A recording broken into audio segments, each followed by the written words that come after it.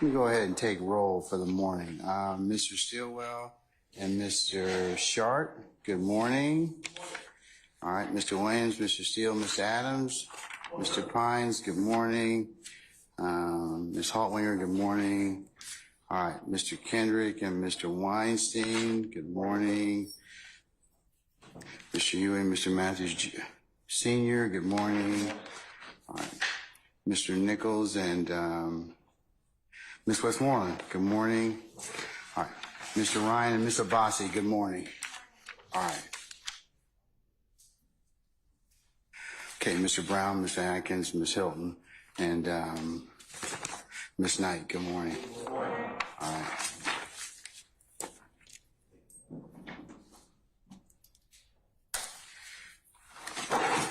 Okay. Sergeant Brown, all our jurors here? Present. Okay, all right. Counsels, anything else we need to take up before we call off our jurors? Yes, Your Honor. Oh, I'm sorry. Real quick, Your Honor. Ms. Hegarty is coming down in about 2 hours. May I be excused when she arrives? Yes, Mr. Typhoid, you certainly may be. I hope you feel better, okay? All right, Mr. Weinstein, yes. Whenever she comes in, we will tag her in, okay? All right, thank you, sir. All right, okay, anything else? Yes, Your Honor. All right.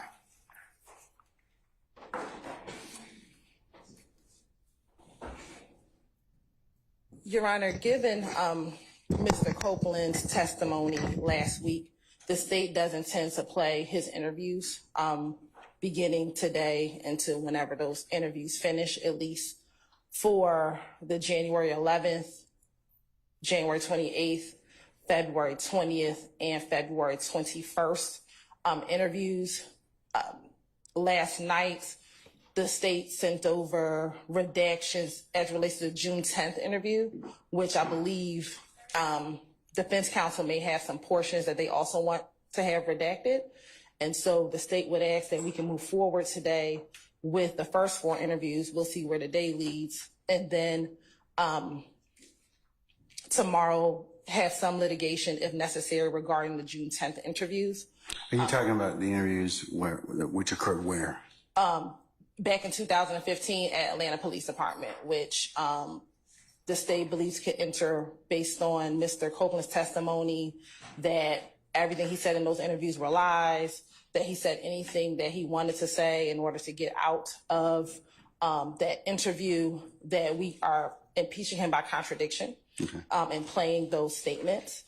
We will begin with the January 11th statement, and then we're going to move to the February 20th statement. And the reason why January 11th and then February 20th, and those are 2015? Those are both in 2015. And the reason why we're going to start with those two, Your Honor, we believe those two have the least amount of information that's that the defense may argue. So I think that those are easier to get through. Mm-hmm. The January 28th and the February 21st interviews, both of 2015, may have some more redactions that defense counsel may want. And so we're open to hearing what, if anything, they want redacted. So we can either consent to some things or have some litigation about that. But we were going to start with what I believe to be the easier interviews, which would be January 11th and February 20th. And then we'll move to January 28th, February 21st, and then June 10th of 2015. Okay. All right, let me hear from any defense counsel about the state's plan to play the January 11th and February 20th interviews. So, good morning, Your Honor. Good morning, sir. So there's a couple things. Regarding just playing past interviews, it's going to be my stance on behalf of Mr. Stilwell and probably others that the foundation for prior inconsistent statements has not been laid in toto for the entire interviews to be played. Now, there may be specific snippets, but just to play the interview, we do not believe that the proper foundation has been laid. That being said, if the interviews are played, I understand what the state is saying, and Ms. Hilton communicated with me this morning, and I appreciate that. The first 2 interviews First two interviews, and tell me what date those are. January 11th. And February 20th? February 20th. Okay. All right. You know,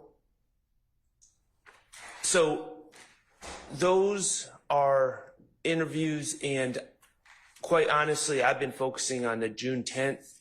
I would ask that the defense have a little time just to look at those transcripts to just make sure, if Your Honor is going to allow those interviews to be played over our objection, or over our hearsay objection, to just make certain that there's nothing in those interviews that should not be played, that would fail 403 balancing, character evidence, etc.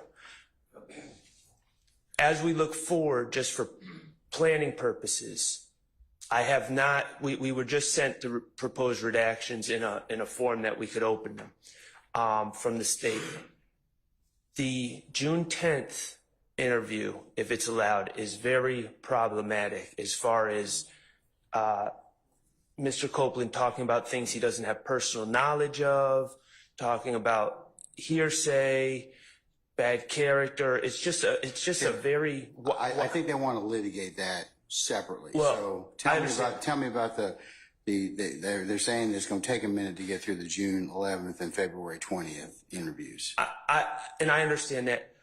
All I'm saying is I'm just trying to give Your Honor a heads up that the June 10th, there may be a substantial amount of time that we may be asking for your attention outside the presence of the jury.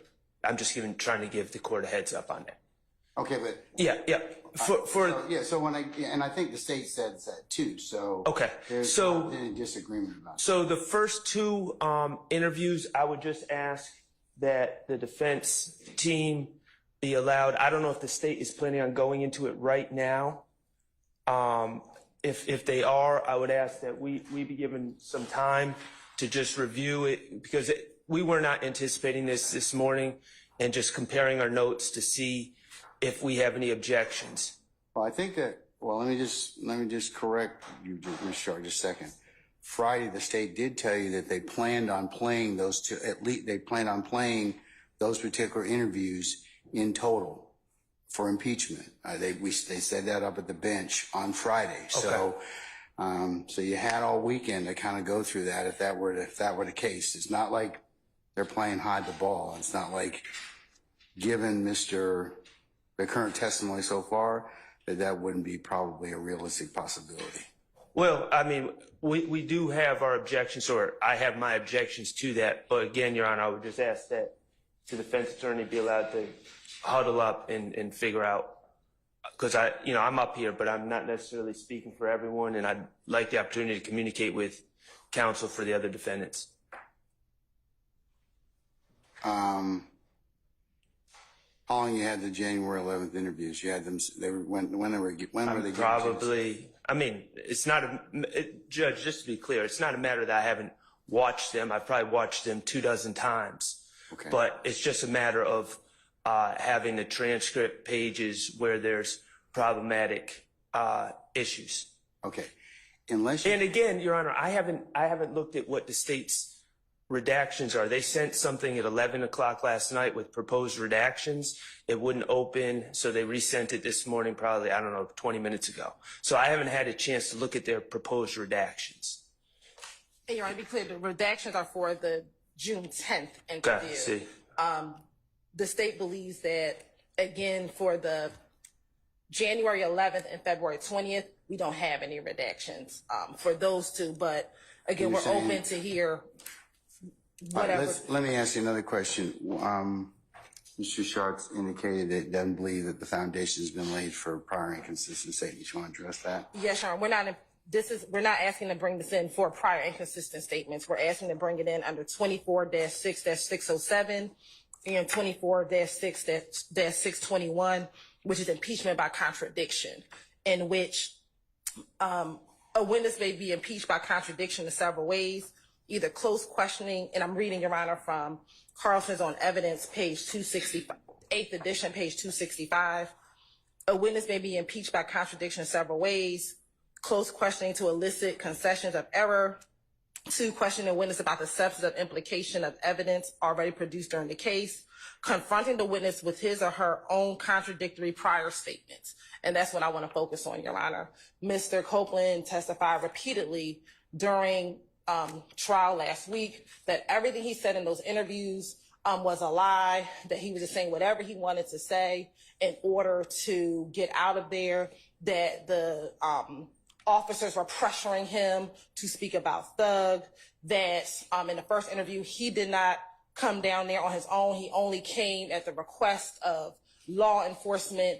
And we believe each of these interviews contradict everything that he testified to in before this jury, Your Honor. So we believe that at this point, it is right to show impeachment by contradiction.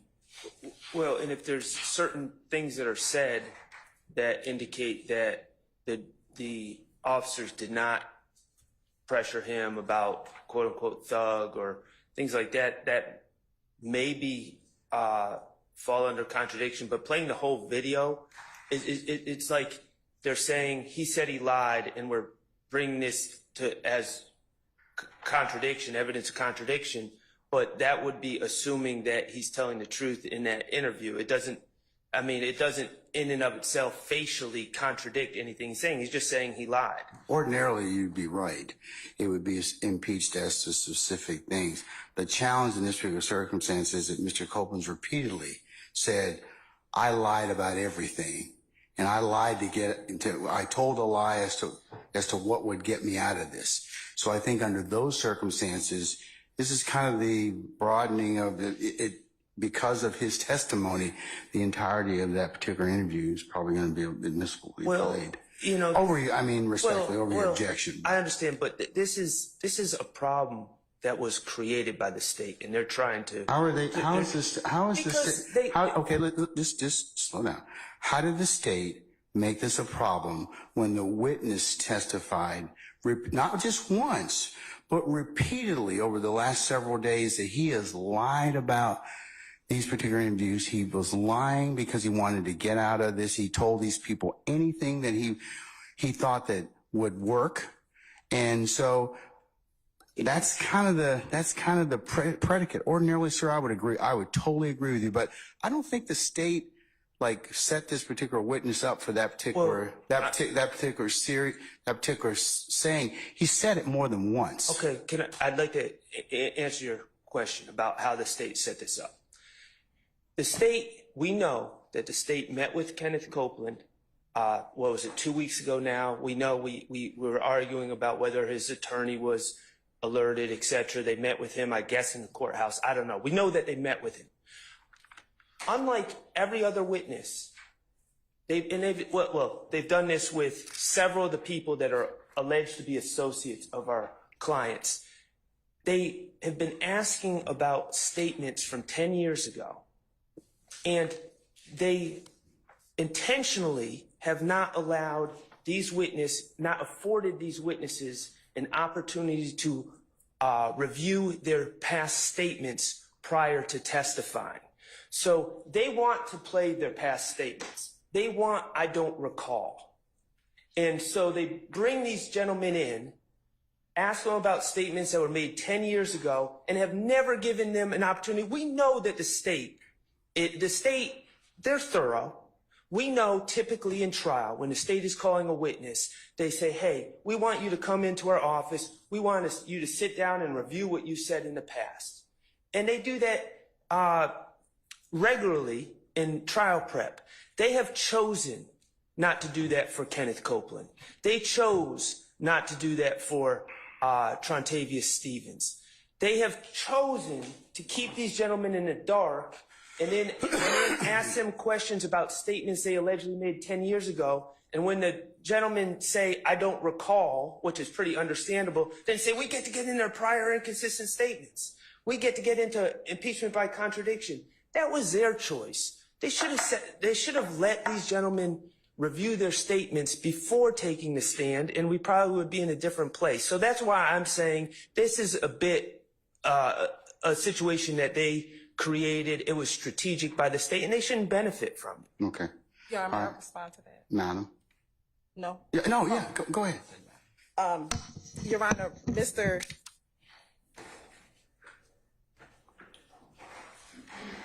Mr. Shard keeps addressing, again, prior inconsistent statements. What we expect for any of our witnesses to do is come in here and tell the truth about what they remember happening in 2015, given why they're here. What Mr. Copeland said is, everything I said was a lie. So at this point, Your Honor, it's not about, he's literally saying everything I've said is a lie. I told them lies back in 2015 just to get out of trouble. And what we are saying now is, we don't believe that to be true.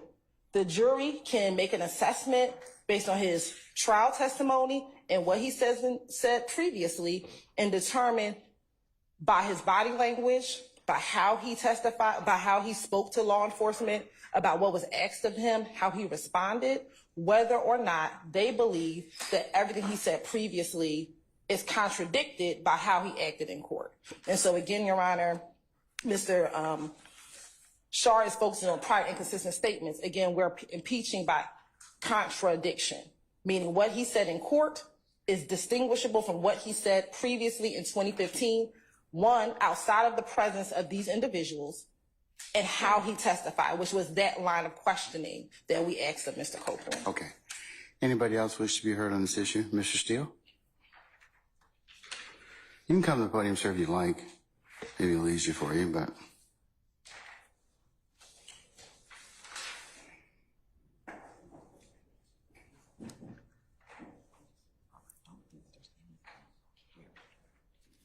So my notes do not reflect that Mr. Copeland gave a blanket, everything I said previously is a lie. What I have is he would answer some questions, probably did. Other questions, yes, I remember that. And some questions, that was a lie. So we need to go, we have a duty not to just play prior statements that are not inconsistent and do not impeach current testimony. In addition, they're not saying it's impeachment. They're saying testimony by prior contradiction. it's an impeachment way to do it, but it's not impeachment for some things. Other things, sure. He said, I said anything to get out of trouble, to get the police to stop investigating me, or words to that effect, and put them on someone else. Also, there are detectives. There is Detective Thorpe in the January 11th, early morning hours, 2015, video, audio, recording, and there are other officers. Those officers give statements as well. Now, some of the statements have to put in context, so the rule of completeness. However, other statements, the detectives are giving information that do not put anything in context. It's their opinion. So I do believe, I agree with everything and endorse everything Mr. Sharp said, but I do believe that the state needs to be more focused and not just say they're playing everything. And then, obviously, bring it to the court with any other issues that we have. If the state's position is what it is, and my position is that's the court needs to make findings on each line, because they're not all inconsistent under 24-6-602 or anything on 24-6-613. All right. Chris.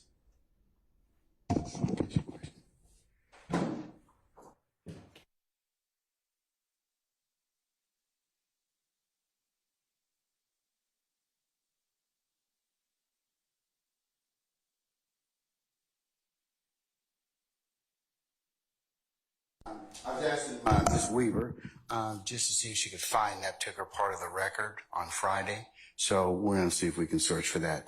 Anybody else wish to be heard on this issue? Okay. Chris, how long will it take you? 5 minutes? Okay. We're going to recess for 5 minutes, and I'll see if we can find that particular statement and see where we go from there, okay?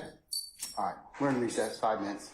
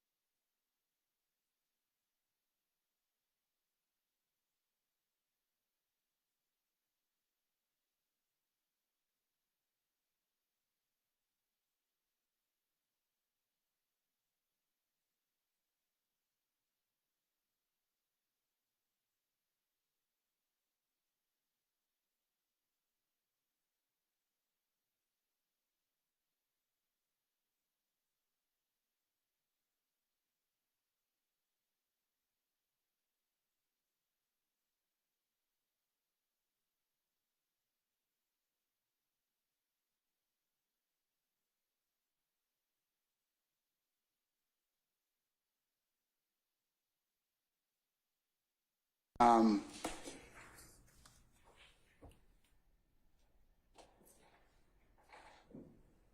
right, Ms. Weaver's had a chance to review in a cursory manner the current transcript or testimony of Mr. Copeland. We're not finding anything that comports with what the state said in terms of everything I said was a lie.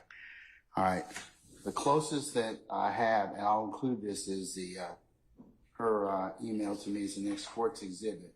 Question: do you recall telling Detective Dennis and Gaither that I wouldn't want anybody around me but Little D?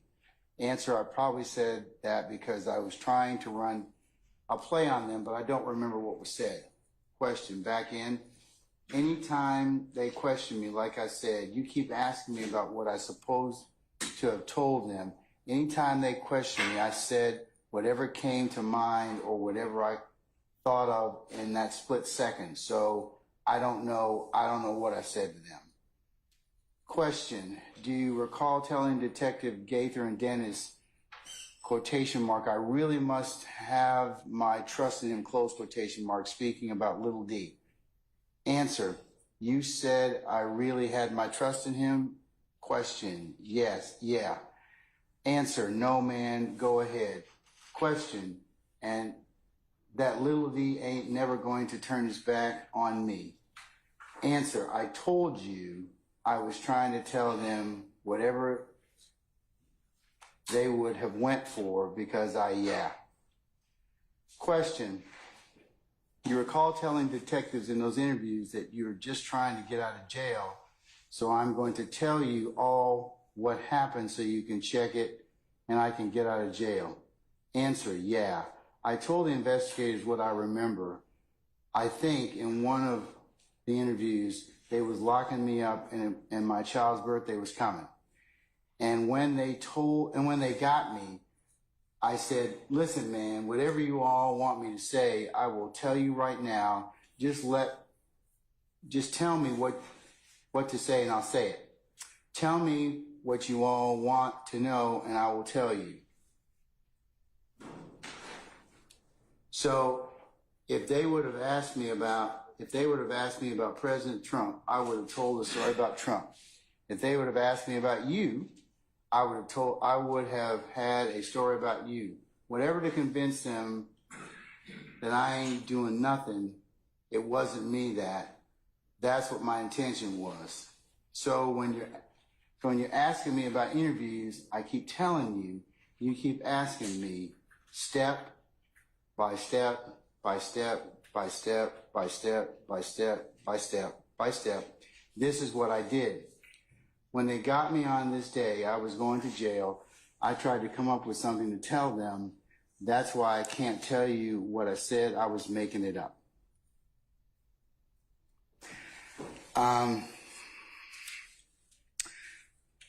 State, unless you've got something more specific, it looks like from looking at 607, it allows for the admission of intrinsic evidence to impeach specific errors or falsehoods in the witness's testimony on direct examination. So it's more so, they give the case of United States versus, this is in Carlson, Antonius, and that's Antonokeas. And this particular accused was charged with illegal narcotics offenses, and when he testified, he made sweeping statements about disavowing any involvement with drugs. So the government provided testimony that from somebody that had sold him cocaine on or they asked him about it.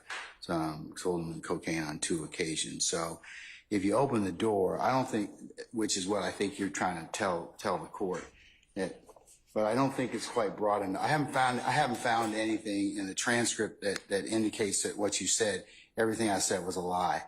That's broad and would probably open that up, but I haven't found anything. I think you're going to have to probably pare down your examination or rethink what you want to do in terms of 607. But Your Honor, when he says in court, I was making it all up, that is It says I was making it up. I was making it up, meaning everything that he told law enforcement back then in order to get out of whatever he was doing, I was making it up. We don't believe he was making it up. We believe that he was being truthful in those interviews. And so when he comes in court and says, I was making it up, meaning I was saying anything in that interview room in order to get out of custody or to get out of that interview, then everything I'm saying isn't true. Because that's what he's saying. I was making it up. That's what he told this jury, that everything I said back in 2015, I was making it up. Let me read the last sentence, 2 sentences again. Okay, let me just kind of think about it. So when you're asking me about interviews, and I keep telling you, you keep asking me step, and there's like 7 by steps. It's by step, by step, by step, by step, by step, by step, by step. This is what I did. When they got me on this day, I was going to jail. I tried to come up with something to tell them. That's why I can't tell you what I said. I was making it up. Right. And so we don't believe he was just making it up. We believe that's what he's telling this jury. And so the jurors can see his demeanor in all of the interviews. They can assess whether or not they think he was making it up or not. But at this juncture, what he's saying is anything I told the police back in 2015, I was just saying it. I was making it up. And at this point, the jurors can either believe right now what he's saying, or they can look at what he told detectives back in 2015, how he said it to detectives in 2015, who all was in the room with him in 2015, and make a determination, is what he's saying in court contradicted by what we see in these prior interviews with him. So that is the contradiction, Your Honor. I was making it up is a complete contradiction to what he was doing in those interviews in 2015. So that is, maybe he didn't say I lied, but he said I was making it up. That is, I wasn't telling the truth. Now the jurors can look at interviews to determine whether or not they believe, was he making it up just to get out of trouble, or was he being truthful in 2015 when he made those statements to law enforcement, Your Honor. All right. Mr. Sharp or Mr. Bless you. God bless Mr. you. Weinstein. Mr. Sharp or Mr. Steele, gentlemen. Oh, and additionally, Your Honor, I believe he said, and I would think you had to look at the January 11th interview. When we questioned him about January 11th, he said, and I'm looking at notes, but we would ask the court reporter to confirm, I don't remember anything that I told Detective Thorpe at all. And so again, we believe that he's being contradicted by what he's saying in court versus what he said in 2015. Okay. Ms. Sharp. I think you have it exactly right, Judge. These rules are not so broad as to just allow hours-long statements in based on specific denials. The idea that I think you also should consider, and is within your purview, to consider the gamesmanship. I'm going to stop you there. I don't think that anybody's playing any running games in terms of that. Well, I think I respectfully disagree with you about that. Okay? So you don't think that they specifically chose not to show this gentleman his videos so he would not recall things when asked about 10-year-old statements? I don't think that any self-righteous advocate worth their salt is not going to prepare a witness. I don't believe you would do that. I don't believe anybody would do that. Well, why hasn't he seen the videos then? I don't know, sir. I don't. Okay. I don't. And I don't know what their prep entails. But again, we're not going into, ad hominem attacks against anybody, okay? It's not an attack. I just think it was strategy. And they shouldn't benefit from the strategy. I'm not making a personal attack. I mean, No, but there are pros and cons about how witnesses are prepped. So, I certainly, right. I certainly think that is something that, has to be taken into account depending upon the witness and depending upon the circumstances. So, but they're trying to say just because he doesn't remember, recall, or denies specific parts, somehow this opens up the entire statement based on, well, the jurors should get to see his demeanor. And again, they can see his demeanor on the specific part that is being impeached. But I'm concerned about this last couple statements about, because he says when you're asking me about interviews, that's broad. He's saying in these interviews that I have been undergoing, I keep telling you, you keep asking me step by step by step by step by step, that this is what I did. So when they got me this day, I was going to jail. I tried to come up with something to tell them. That's why I can't tell you what I said. I was making it up.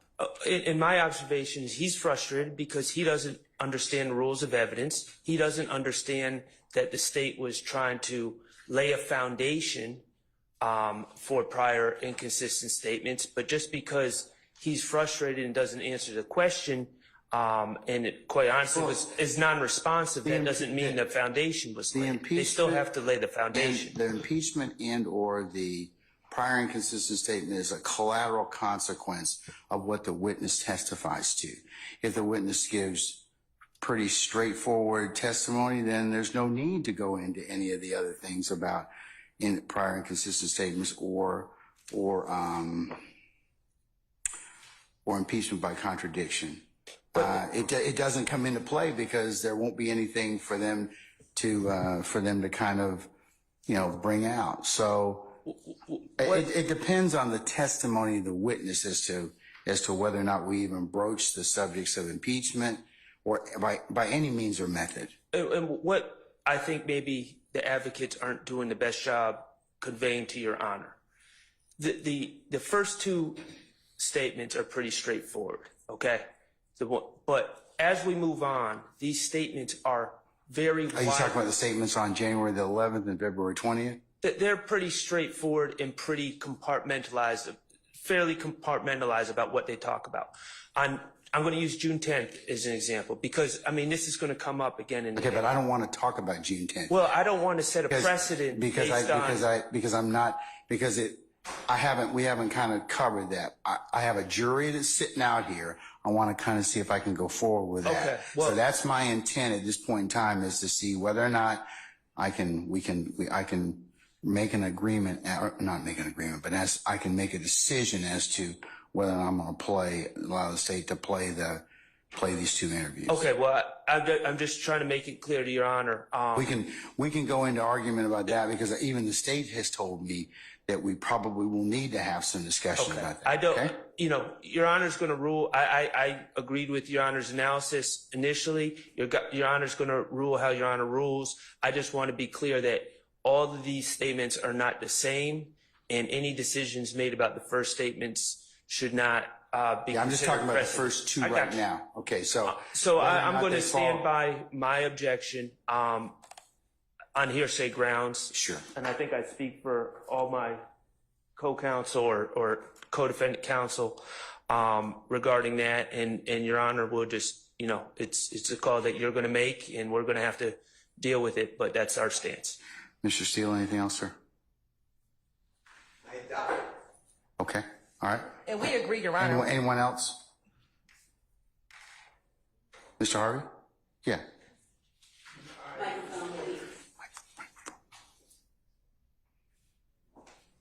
I, at this point, renew my motion for severance and for a 105 instruction. None of this relates to Mr. Nichols. Okay.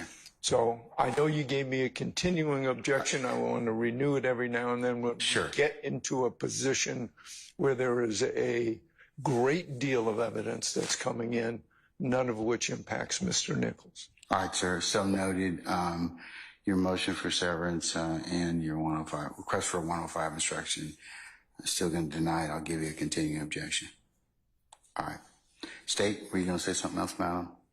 We agree as to the February 28th, January 28th, February 21st, and June 10th. We will probably need to have some litigation. That's why the state just solely wanted to focus on first, January 11th, and February 20th. All right.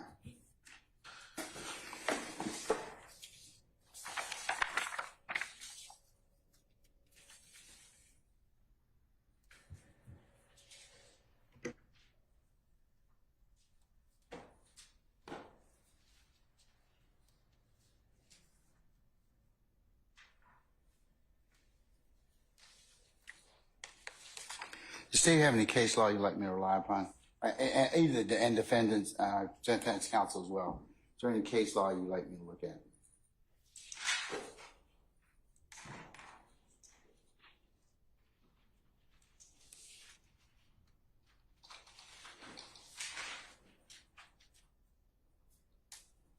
Yeah, again, we're solely reading at this juncture, but I can pull case law as well from Carlton when we're speaking of 24-6-607, again referencing page 265 of the 8th edition. Oh, I'm sorry. However, the state will pull case law directly on point with this assertion, Your Honor. Here's the challenge that I'm kind of coming into. It's 607 allows for the admission of to impeach specific errors or falsehoods in a witness's testimony. So it's not really broad. It's kind of Right, and so it's focused. Okay, so. And we're looking at that in conjunction with 24-6-621, which is impeachment by contradiction, Your Honor. All right.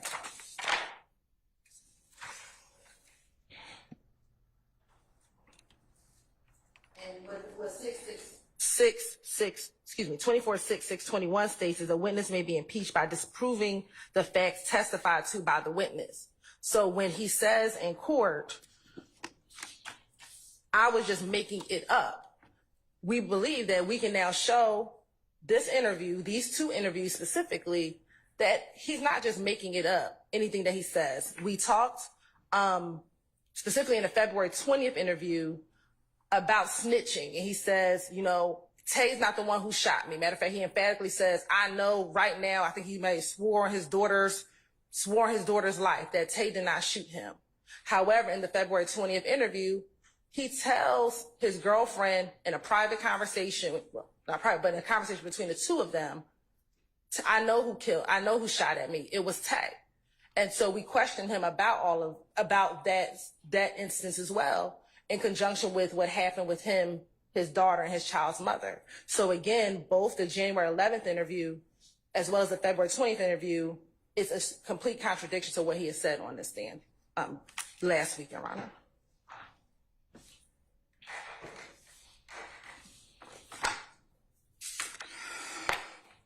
Excuse me. All right. Based upon OCGA 24-6-607 and 24-6-621, and the court's review of the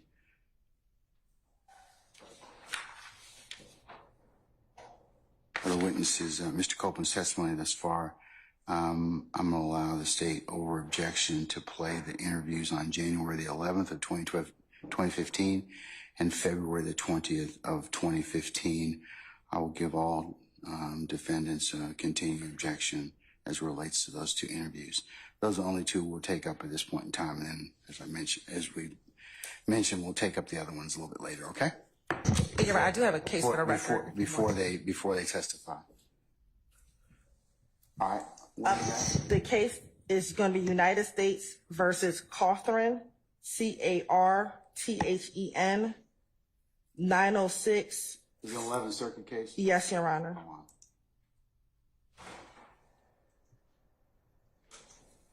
Can you spell that again? Yes, United States versus Carthen, Carthen. C-A-R-T-H? Carthen.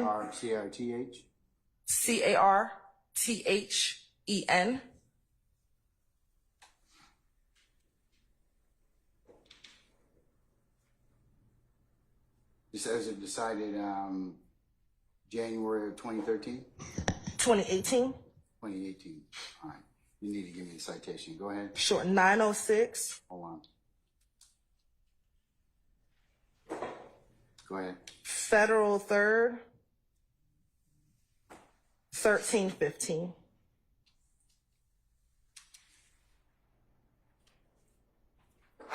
God bless you.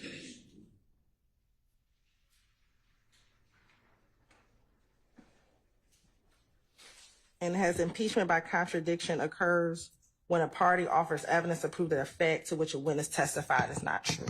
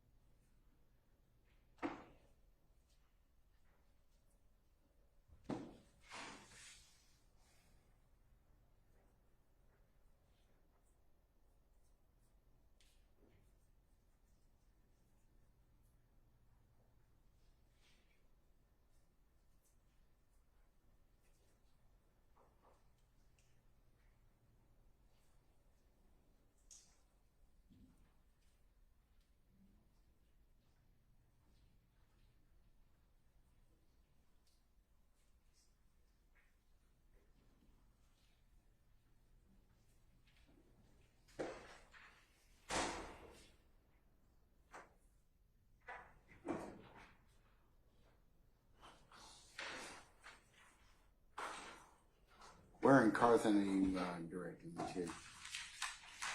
Madam?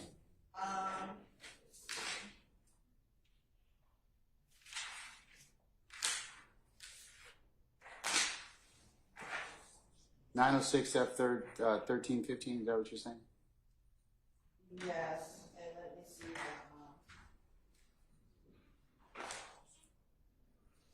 I quoted that from Carson, but let me find the exact decision.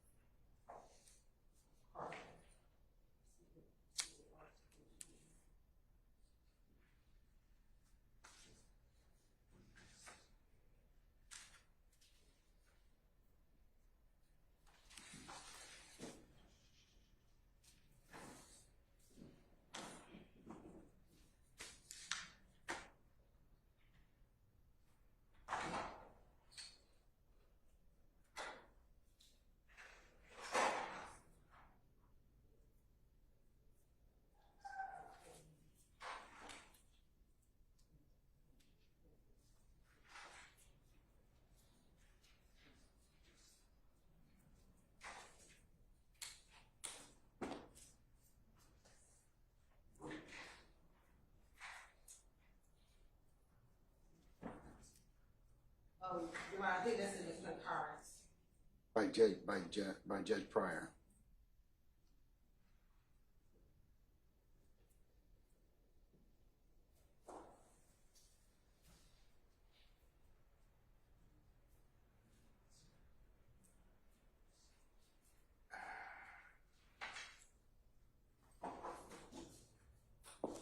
Okay, 608 won't get you there. You're saying it's 621? Yeah, because a majority of circuits, I believe under.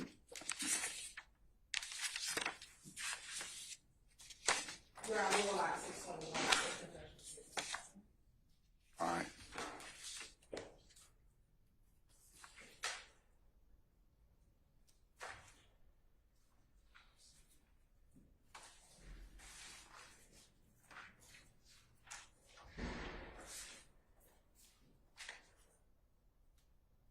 Okay. The court is still of the opinion that those two statements on January 11th and February 20th of 2015 can be played for impeachment by contradiction. All right. Bless you, Mr. Weinstein. When's your replacement coming? Not soon enough. Not soon enough? Okay, all right. Hang in there, all right? Okay, all right. Sergeant Brown, summon our jurors, please.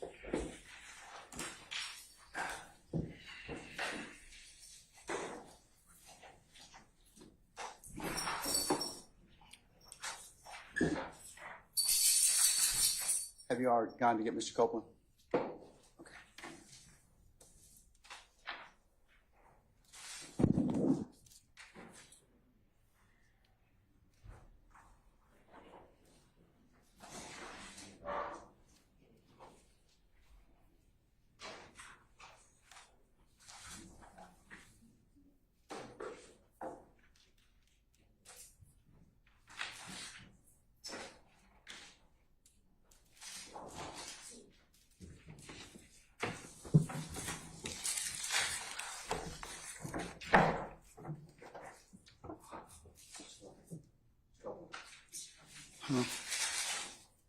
I'm tired.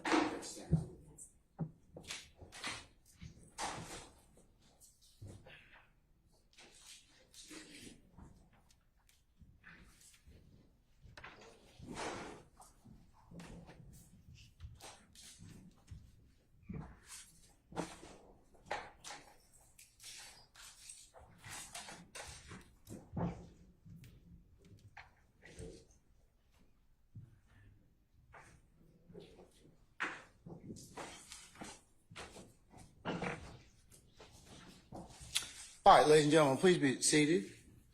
All right, thank you, Sergeant Brown. Members of the jury, good morning. Good morning. All right, we've had some business we need to take up, so appreciate you being patient with us with the delay. Mr. Copeland, good morning, sir. Good morning. All right, sir, you're still under oath. All right, Ms. Hilton, you may proceed when ready. Thank you.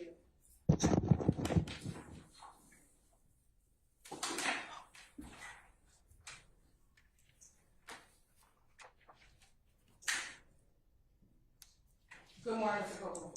Good morning. You have permission to approach? No. She was asking me that, Mr. Copeland, okay? All right. Okay. Counsels, you want to take a look at what counsel for the state is going to show you?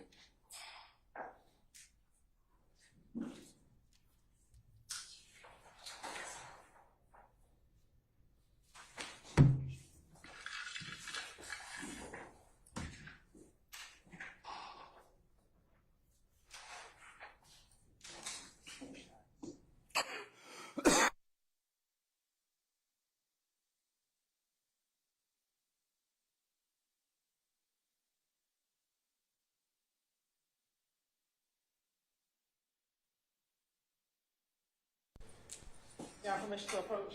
You may, ma'am. Mr. Copeland, I'm showing you what's been marked as 378 Yankee Alpha Uno and Yankee Alpha Uno. Can you please look at both of those? Looking at 378 Yankee Alpha 1, do you see yourself in this image? Yes. All right. And as we talked about last week, you recall going into an interview at the Atlanta Police Department the night that Nutt died. I don't recall. Looking at this interview, you see the dates of January 11, 2000 and 2015 on this. Yes. Your Honor, this time the state would like to tender 6 to 378 Yankee Alpha and Yankee Alpha Uno into evidence. Yankee Alpha and Yankee Alpha 1. Yes, Your Honor.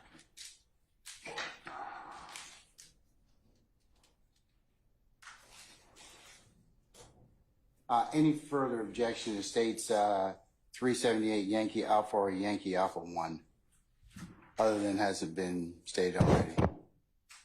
All right. It's already right there. I'm sorry? It's admitted and may be published as you see fit. Thank you, Your Honor.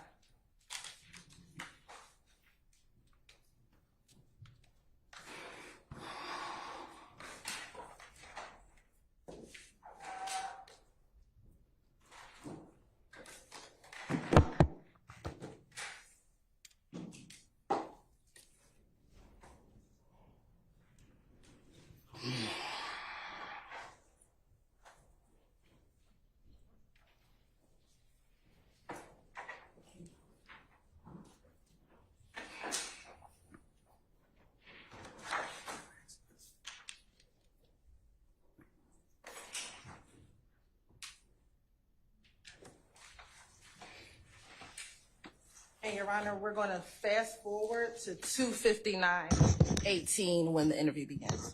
Okay.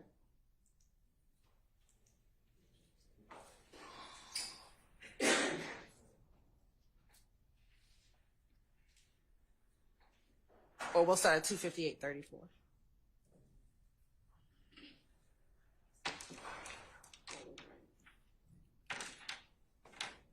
I got him on there.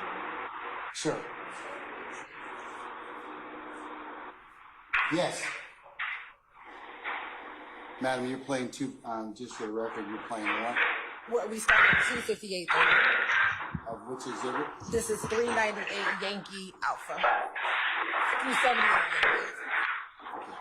Y'all listen to this? Can you hear it? I know you. I know what you like. We got something a little bit. What I'm supposed to do? If you talk to me ways, how you get my attention? That's my attention. Okay, when you're gonna talk, then I'm gonna talk to his family. Okay? I'm gonna let his family put it out. But please pick one thing at a time. Okay, Ken? One thing at a time. Alright? I know, man, it's frustrating. He's not gonna stop. Okay? The brother don't, cause I don't know what I did to this man, bro. He won't, I've been face to face with him, bro. I shook his hand like he's over it, bro. He's not beast no more, bro. You know what I'm saying? Because that's why we gonna sit down and you gonna tell me what's going on between you and him, and then we'll go from there. Okay? What's gonna happen after the date, though? What you mean? When I talk to him, okay? So, I'm gonna take care of that for you. Like you said, get the family, his family, to tell them to leave you alone. If they ain't got no proof showing that you did anything, they need to leave you the fuck alone. Yes or no? Yes. Okay. All right.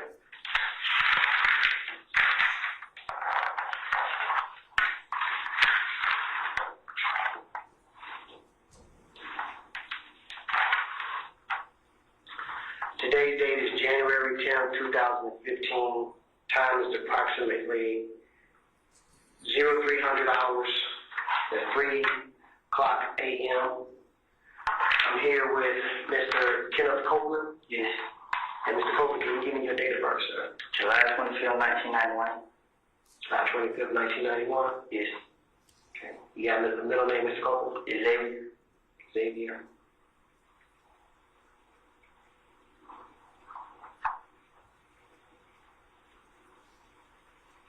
Okay.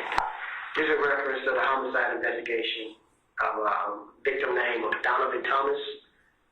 It happened at 330 McDaniel Street, Southwest, City Line, Fulton County, State of Georgia, on January 9th, 2015, with another police case number 15010 22106. When you're ready, Mr. Copeland, tell me exactly what you know dealing with this situation. Like now, no, everything. Tell me everything. What made you want to pull you into this situation to happen? Okay. Me and the Kale. You know what I'm saying? Now we had a problem in the club. Is that him? No, it's not. Okay. Kale, they say this the little brother, but I thought he was just Chinese, but they say they're real brothers. Kale. K-E-L. K-E-L. Kale. Okay. Okay, go ahead. Little brother of that. Yes. Who you identified from the picture, which is Donovan Thomas. Yes, sir. Okay, go ahead. Me and him got into it in the club push. What day was that? It's just like it was like it's a lot. Okay. So, but 2 months, 3 months, a year, how about? Yeah, about I'm saying no longer than 4 months. 4 months. So every time y'all be at Club Crucial, y'all see each other, y'all get into it. We don't even fight, we don't do none of that. The only time I fight was the last time. Okay, but what was that? Monday we just passed. Monday.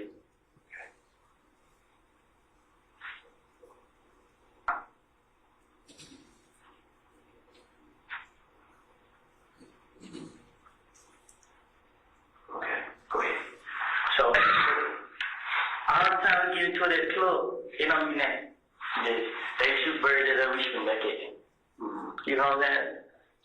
All of a sudden, we go outside. Don't go on no neck, don't nobody fight, don't nobody do next. You know what I'm saying? Everybody just go outside. We leave. This every time we got to the club. But last Monday, we in the club. But this case came in, it was Monday.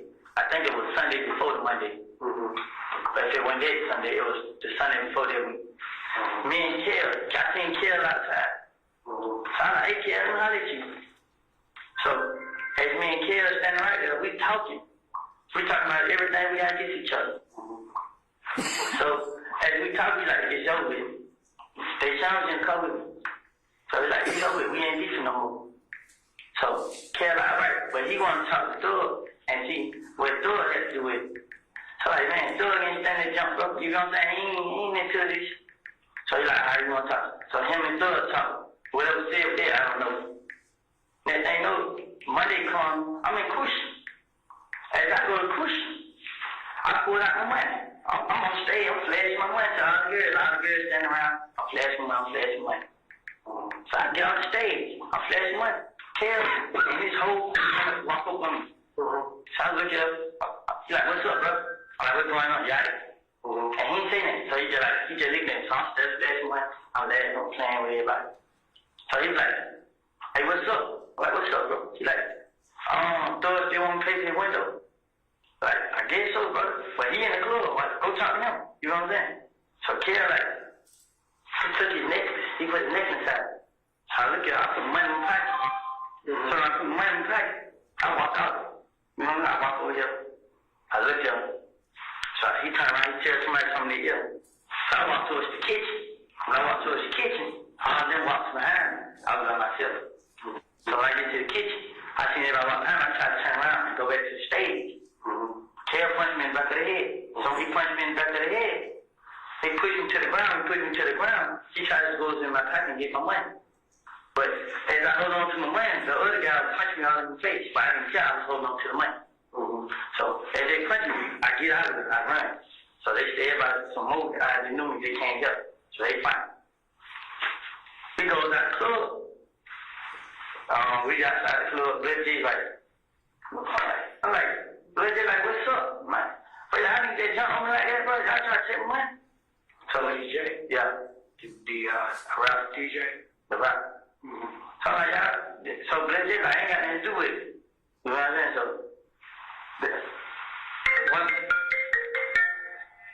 one of my buddies had fought with a J. So after they fought with a J, we leave. We leave the club. Then they have what day is? Today, Saturday, yesterday, Friday. They have a meeting. The meeting, like it was a blood meeting, and the meeting was about me and Doug. You and Doug. Me and young Doug. But the whole time, I'm telling her, like, what Doug got to do with this, bro? Young Doug with his dog. Young Doug, the rapper. I'm like, what he got to do with this? You know what I'm saying? So I'm talking to him. Like, he with you. I'm like, bro, it ain't no beef, bro. Like, I ain't staying out of these y'all. You know, don't pay me no attention. I'll pay y'all no attention. No, I listen, man. But there was a guy that was at me. Said that the guy down the road, Mo, he's supposed to say, kill me and young Doug.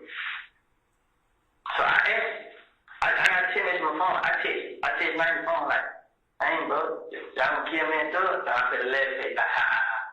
And he like, bro, what you talking about? Like, ain't that like they said? So another guy talking like, ain't that like they said? I'm like, okay, they just lying. He like, yeah. So next thing you know, okay, after that, he said, so my other buddy like, man, they really on something like, they didn't let it, there ain't no more beef, they gonna try to get some money. I'm like, bro, look, bro, I talked to Kel, bro. I talked to him one time, I talked to him again. I ain't stand with you having it, so they ain't take the money, they don't mean that. So he like, alright, I'm gonna try to get this over here sometime. Then he like, shot on one time. I'm like, but it ain't about me, so I'm still telling like, what's up? Why you gotta get me? What have I done to him? I ain't never talked to none of girlfriend. I never did nothing to them, man. Why you get me? And you know, it's a gambling house. I used to be it. And we used to gamble now. It's over there in Lakewood. They go to stand on top of the roof and shoot inside. So So they stand on the roof shooting inside the building. And then they leave. So they say everybody cocktail or whatever. I'm like, what? You know what I'm saying? So cause that's what we know, I go gamble right there. So next thing up, nobody seen that, nobody seen that. So the day I was in the house sleeping last night, to like 5 to 6 o'clock in the morning. I was with Doug, we was at DJ Drum Studio. He was doing the song. So we left the studio. And I went to my girl. Yesterday Saturday, I was a DJ. The day Saturday, like the Sunday when I was Saturday. The day Sunday, right? Yesterday Sunday. Friday, like late, like okay, Saturday morning. I went to my girl's house. It was like 5, 6 o'clock. I was tired, so I went there. Me and her was there, laying up. So I stayed there. I was asleep. Honestly, God, I was asleep the whole time. So she could go meet her dad and go. He gave her a card. She go to the mom or something. I stayed there the whole time. I didn't go nowhere. I sleep. I wake up. I look. She still ain't got that. I called. That's what she had. She somewhere with her dad and was. I like, dang, you must have got out of here. You know what I'm saying? Like, you forgot I was here. And she like, nah, you sleep. This and that and that. She like, but where you at? I'm still right there. So my brother called me. So he like, you want to come? I like, yeah, bro. He like, well, yeah, I told him I was at Deshaun house. So he like, okay, I'll be around. So I called Deshaun back, like, what you do? So she like, how you gonna lock the door? So I like, I just jump over the balcony and you just lock the balcony when you come to the house. So she like, okay, but it was somebody that stayed in the room right there where she stayed. When I jumped the balcony, he was walking down the steps, so he seen me jump the balcony. You know what I'm saying? So I got to call my brother. I went to his house and changed clothes. You know what I'm saying? So I went to change clothes. Take over to your brother's house? Yes. I changed clothes at his house. But what time was that? It's like the beginning of 7 o'clock. The clothes I had on, I took them down 5 months ago.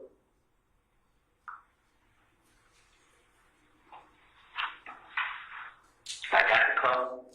I had rolled to Canterville. The girl said, gave me this. The girl Moochie. She gave me this and some peroxide. I put it on my mouth. And I went to the green store. I stopped outside like 5 to 10 minutes. I was on the Rick. I got in town to Rick. I had called the D. Like, where you get, bro? Like, you on Cleveland. I'm out to pull up. So I ride on Cleveland. When I get right about McDonald's on Cleveland, the D like, but they say, nothing, they got killed, bro. I'm for real, bro. But I really just think you just talk. I'm like, for real, bro?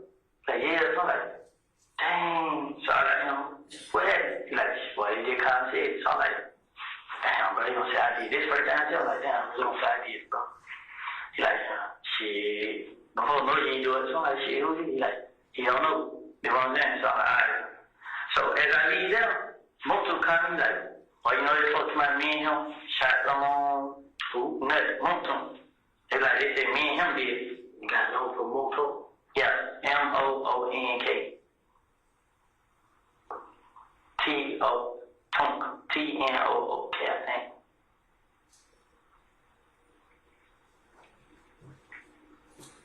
So he like, they say phone number for him.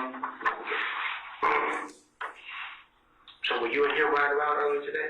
Nah, I didn't come out till like, I'm gonna say, I came out at 7, don't put it that way. I came out at 7 o'clock. Okay. Now, when he FaceTimed me, he told me, so I'm like, damn, and they said me and him did it. Yeah. So first I did, I called bro like this, bro. They said I did it, bro. I need to go out to the headquarters or something. They like, nah, we don't them call you. Now, I told everybody I didn't have nothing to do with it, so I was trying to get the best advice I can. Then they know they was like, I called my girl mama. I was talking to her before they shot her house up. And I was talking on the phone. I'm gonna give you number right now. 404. Yeah, but So the number is not broadcast, and I'm going to move it to 31258. all right. Oh, y'all still going?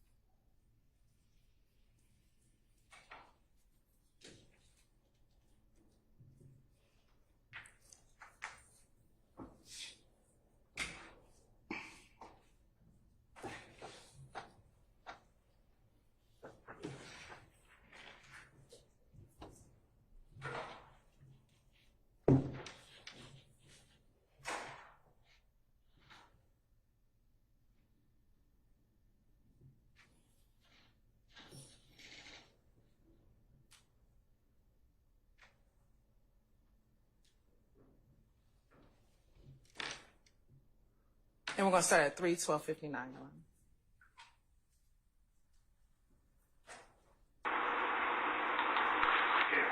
Who dropped you off? Yes, Moto. Yeah, that's the one who dropped you off to come talk to me? Yeah. Yeah. Blue, it's blue or gray. It's a Malibu, the new Your Honor, sorry.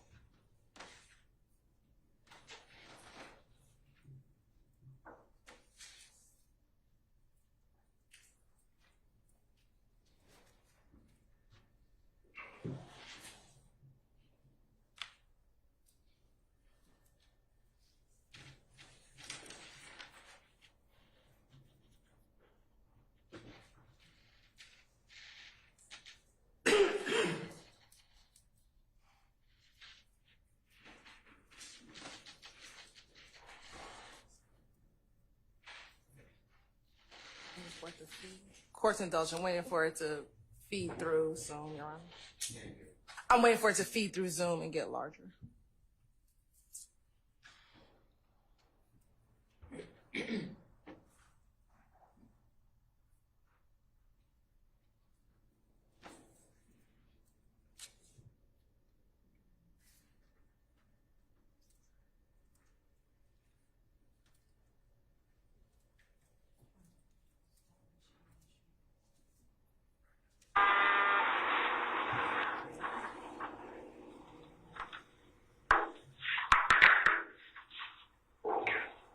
Is it blue or gray? Which color is it? It look like it's like a light gray. I mean, like a light. It's a color like probably like gray blue. Like gray. It's a Malibu. It's an Impala, the new kind. Is it Impala or Malibu? It might be an Impala. It's the newest 2015. It's a rental car. Okay. Okay. So he they constantly me and him did. So I'm telling him like, first I'm gonna have to, you know what I'm saying? I'm telling him like, he gonna wait on y'all to call him. I'm like, man, you tripping, bro, you can call him. You know what I'm saying? He's like, man. So what I did was, I kept asking. But I still got messages in my phone, I can show you. I was asking everybody like, should I go down there, bro? Cause I didn't do it. They come scan me, they do everything. I didn't do it. They check my phone records, my Fulton County, they show you where I was, they show you every car that I talked first, they show you where I was now. I didn't do it. I never had problem with nothing. Ain't never had two words to each other. Me and that was always okay. You know what I'm saying? The only person I had a problem with was Kev. Like, I don't really be with him. When we see each other, they jump me up. When they be with him, they don't jump me up. Boy, every time, like, me and him, we just look at each other. But the last time, we just jump each other up. You know what I'm saying? I'm like, bro, what's up, bro? Like, let it go. He like, it ain't no beef. Do what he tell me. But y'all jump on me and take the money, try to take the money from me, but I ain't let the money go. But the club on Derek, he seen it on the video. He see I ain't do nothing. I ain't studying. He seen me walk my club flashing money. He seen that. I talked to him. You know what I'm saying? I don't know what's going on with Kid, man. Like, when this night, I already told the girl, I'm like, you need to call the police and have them meet you. Go to your house, cause my man was talking to you like he know where she stayed. You know what I'm saying? Like, bro, you tripping, bro. You know what I'm saying? Cause me and him been on each other. You know what I'm saying? But he don't join this game. And now he just think he big bad wolf. But the whole time I'm telling him like, bro, it ain't that serious, bro. Which game is Count Jordan? 9 Deuce, Inglewood, ABG.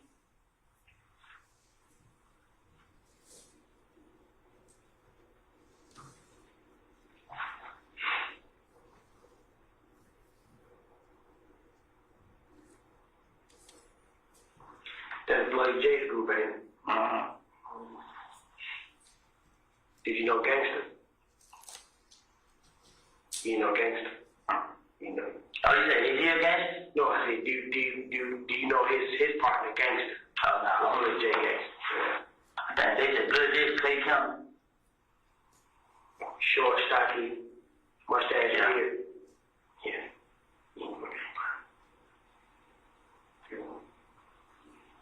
But the whole time I've been telling, like, even when they did that, I wanted to call the phone, but I called the J phone, but he got his phone cut off. Like, he didn't turn it off.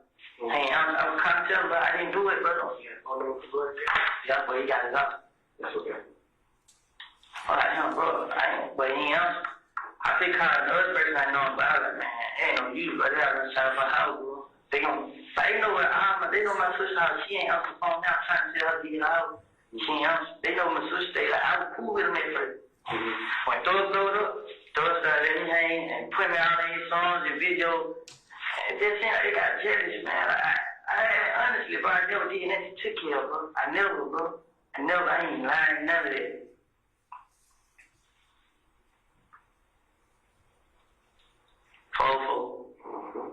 I'm going to pause again, Your Honor, during this portion where the phone number is being read.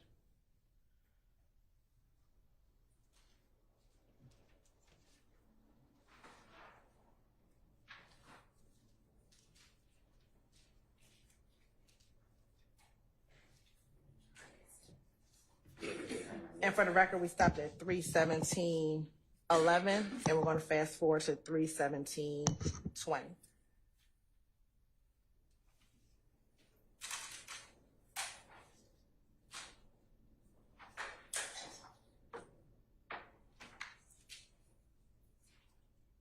Say it again. Yeah. Oh.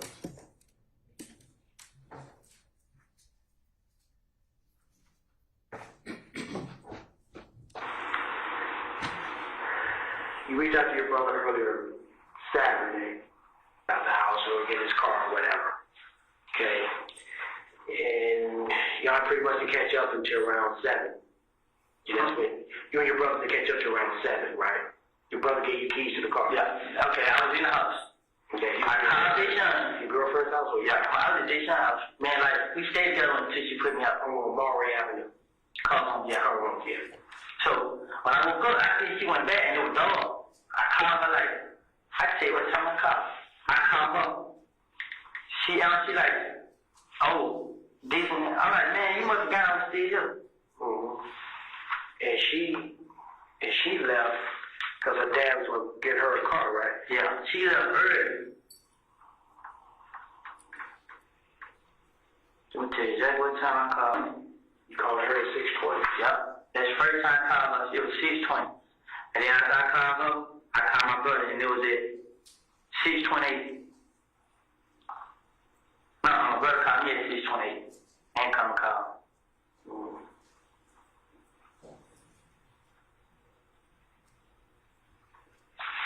Who's Walter Lee Maddox? Who? Who's Walter Maddox? Huh? No, Y'all- anything? Did y'all ever rent or own an Infiniti? Infinity. Y'all ever rent one of those cars before? Have you ever been stopped in an Infiniti before? Have I? Yeah. Have an accident in an Infiniti? No. The maximum? Have I ever had a cover again? No. Okay. Let me think. Did you? Anytime. I had coverage in the Pontiac. That was a couple years ago. I ain't had no coverage. I ain't had no red sleep. I ain't have none of it. What kind of car your brother drives? Who was that in there? A white Dodge Charge. This truck car he gave me. Your brother got 2 cars? Nah, he girl got a car in the car. He got the Dodge Charge. Okay. Then she got the little ugly little Malibu. Like a 19 something. 2014 Dodge Charger? Yeah.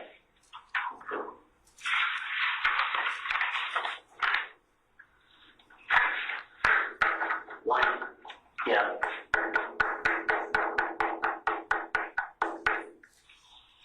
Who drives the Nissan? A Nissan? Mm-hmm.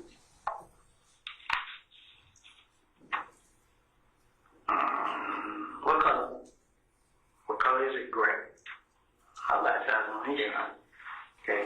Y'all ever had a Infiniti gray, a gray Infiniti Q45 before? A truck? No. A car? Yeah.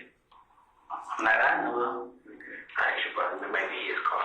It would be a car he That's cool. I was saying, already and saying about everybody. So, you never had a problem with that? Never in life. Okay. Never cool. Okay. But you just had a problem with brother Kale? Yes.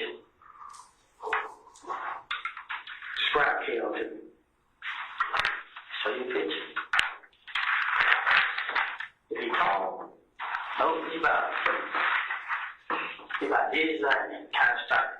Okay. Let me see a picture. Okay.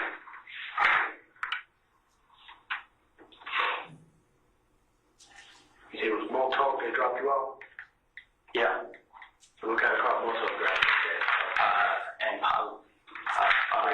silver color. Grayish blue.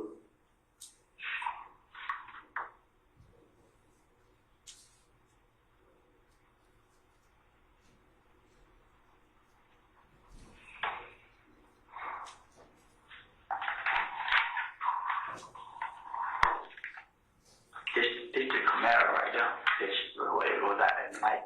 Yeah. Who car is that? I think this might be his car. Okay, who's that? Like, who's that? Who's that? His name is Dave. He be with nothing yet. Okay.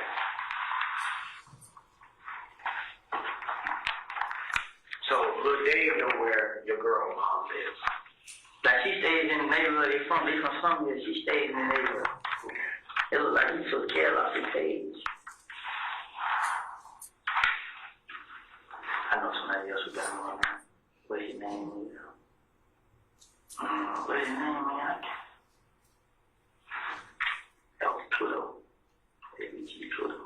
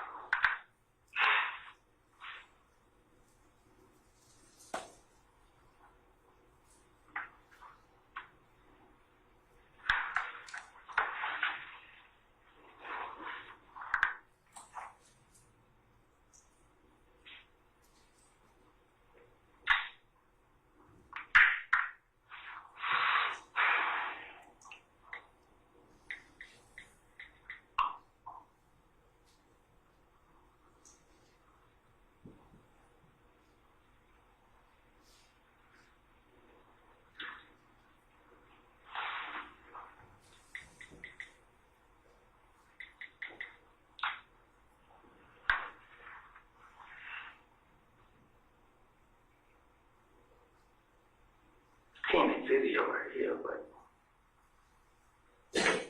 it's video on Blood J page, but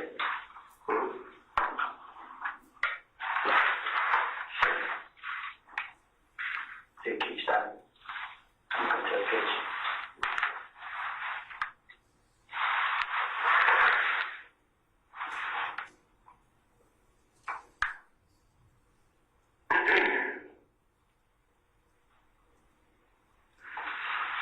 I'm gonna go to his H1B. See. They have paid me right here.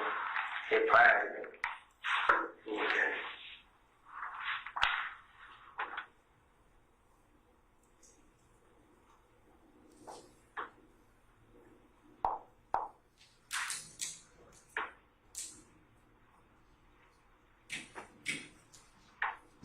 Can you describe what I said right there? It ain't gonna go. Okay. Why you doing that describe killed?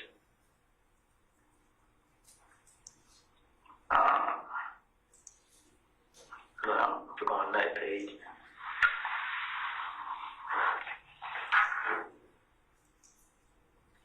See, this is that first page we got killed right now. I'm going to his page and cause you will follow this one.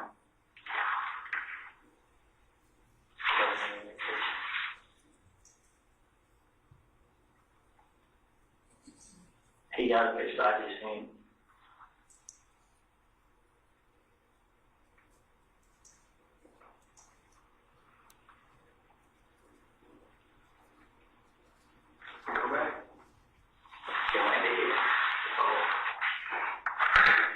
But he had no tattoos on his face, man. He about this time. He about my color. Kind of stuff. And he always wear a BG hoodie. Like, and if it's like you around, he be standing like this. This how he be, but he gonna have a BG hood on. Like the whole lot of nigga with. Okay, his name is Cal. Is it Calvin? Cal. Like, I don't know his real name, but he kind of said Shell Cal. So, you know, it's Cal, K-E-L. Okay. See you for pop real quick. Nah, it ain't gonna cut on off his little charge, man.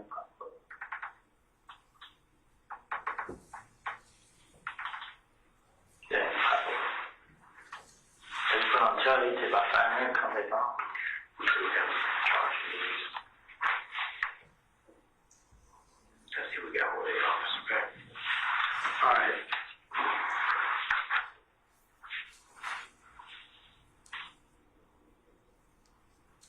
So this all stems from you thinking, they think you did it because you got to fight with Cal Monday. Honestly, I get named everything to heaven. Like, my name come up in everything. Everything, like, this is my first time name ever come up in murder, so I didn't know what to do. You know, so you and Moto, y'all wasn't together until later on today. No, we didn't get together. So I called him. Most person told me, and then he like, so I called for advice, like, hey, bro, what should I do, bro? Like, cause I asked my brother, like, wait on police. I really wanted to come out on my own and just talk, like, then when they started shooting at the house, I really didn't know what to do, so I tried to get some advice. I called Moto come, like, I'm telling Moto, like, what should we do? So he like, I told him that I talked to you, he like, I like, bring me down here, you know what I'm saying? He came, brought me right here. Like, you gonna come in? He's like, I'll wait around, call me. Okay. I well, this on you then. Okay.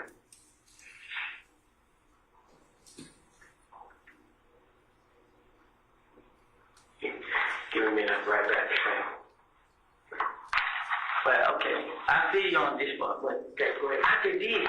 What like? What I'm gonna do, bro?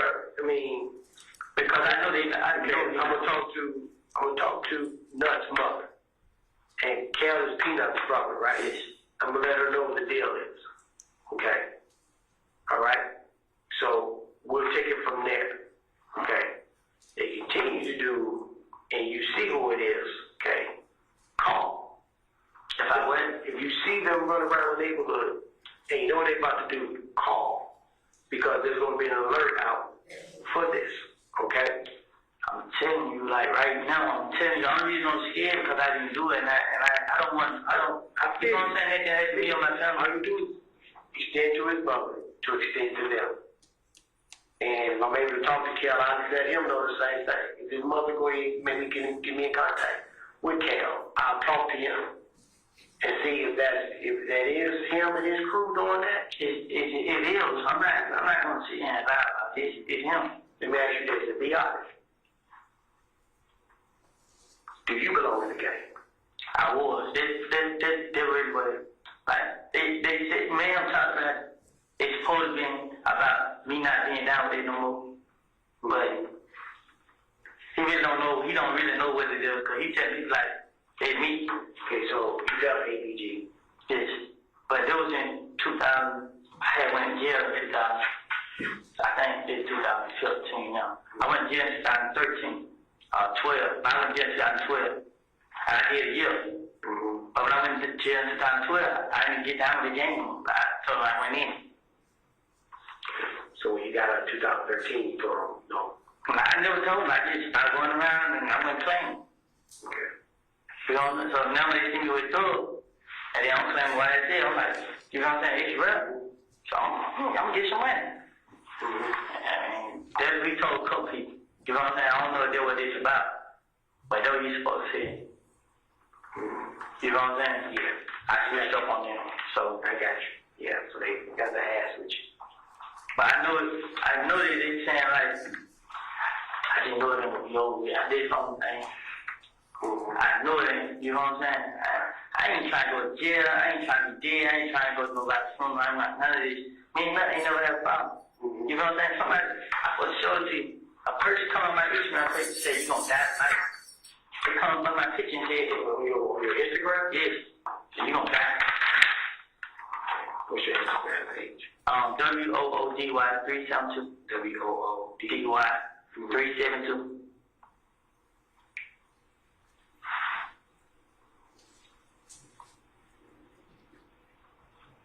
Say I'm gonna die tonight. But then she deleted the country by a screenshot. Mm-hmm. So when she deleted, I still took pictures. Yeah, it was a girl.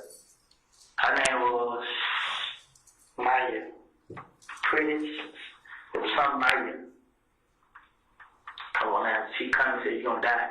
You're gonna die. And then she deleted. Okay. But I still got a screenshot on my phone. It went dead. Okay. I was supposed to show it to you when it hurt.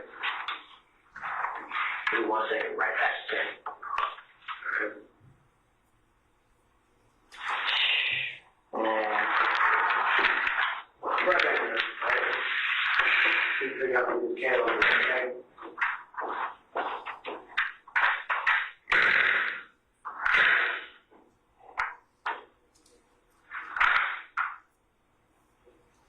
Your Honor, the state's going to pause here at 3:32:15 and fast forward it to when Detective Thor re-enters the room.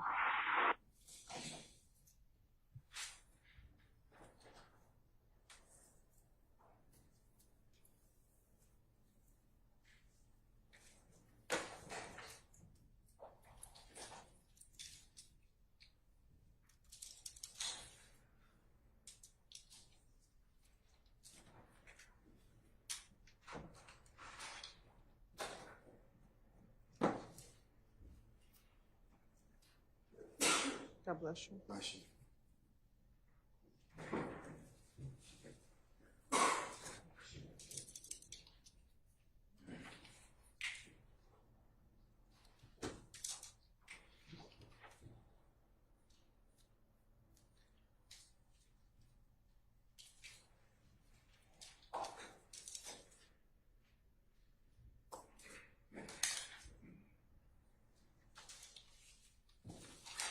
We're going to reshare at 3:35:45.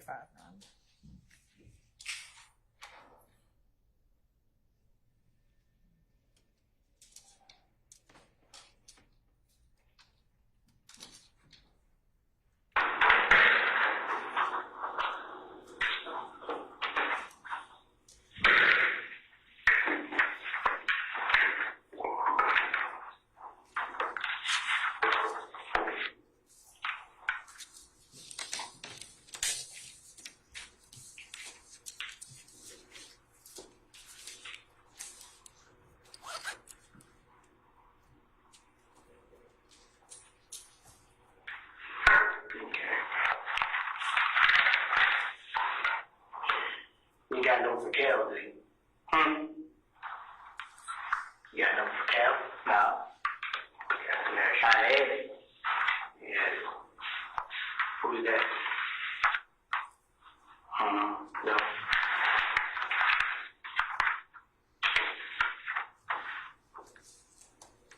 No, that one dumb ain't killed. Do you know these guys? Look like I seen before. Which one?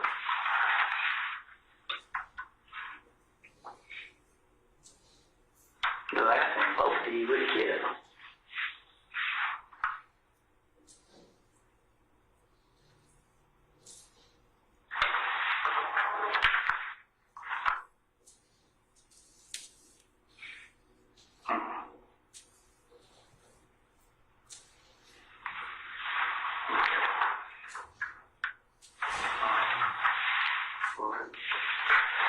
The other guy looks familiar though. I just ain't for sure. It's him.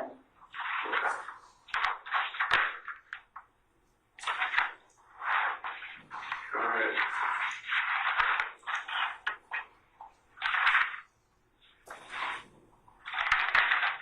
So Moto dropped you off. He went about his business, and he drives English gray or grayish blue Chevy Impala or Malibu. Yeah, it's a running car. Okay, it's a rental. Okay.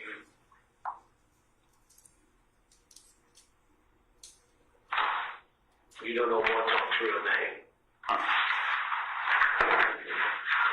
I had met a Morton like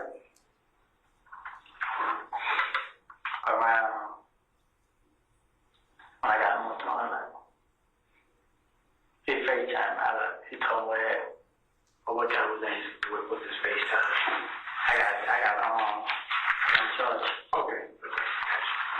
No, we have no outlet charger for the computer. But when Morton said that, I called him. I was trying to call my girl dad called, and he asked me what happened. He was like, people called me phone saying I did, and I explained to him like, yeah, I didn't do it and like that, and he was like, please don't like let me talk to somebody.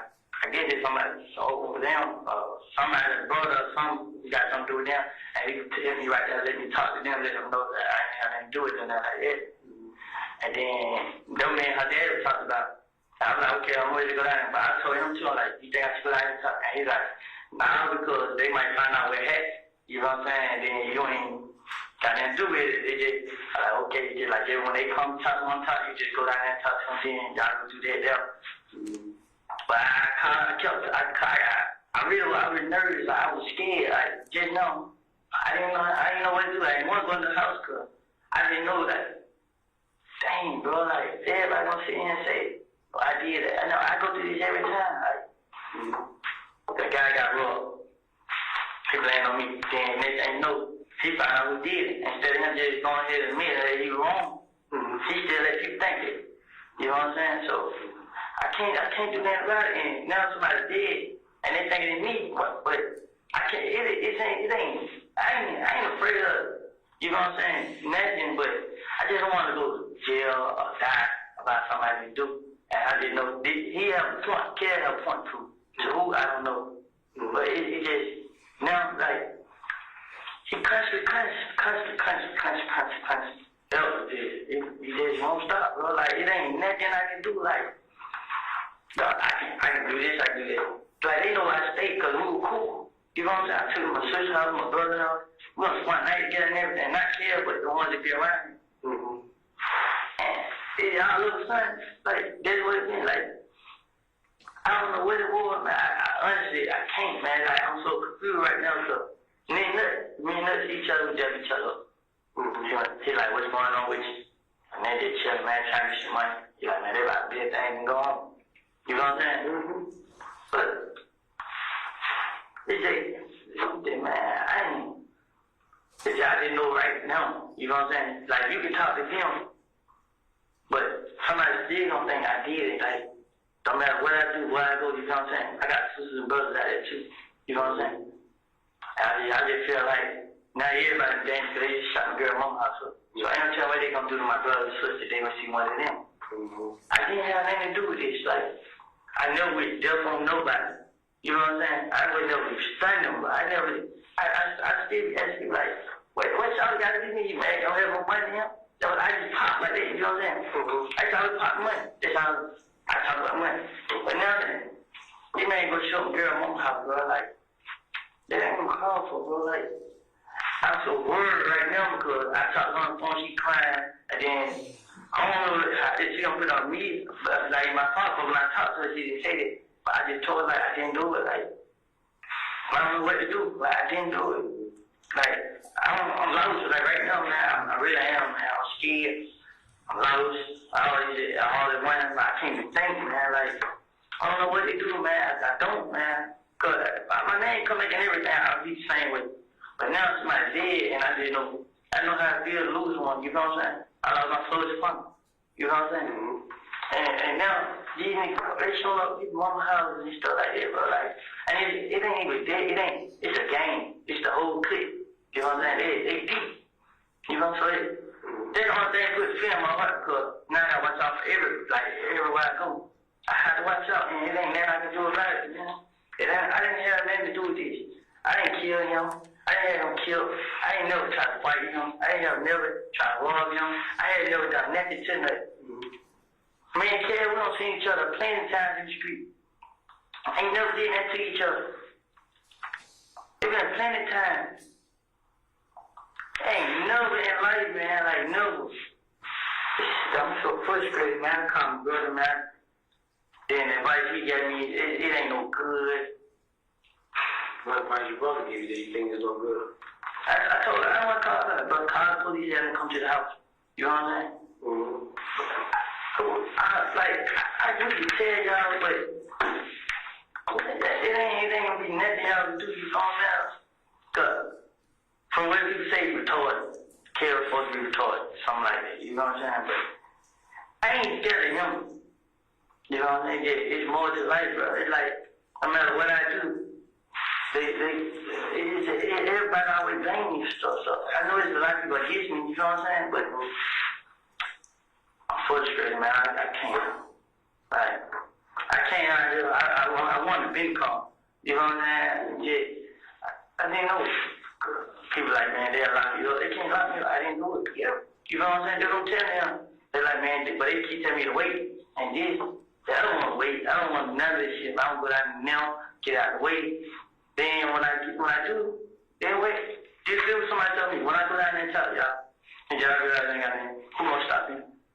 That's the only thing I'm afraid of now. Who gonna stop me? I really am scared, man. Like, it might seem crazy, but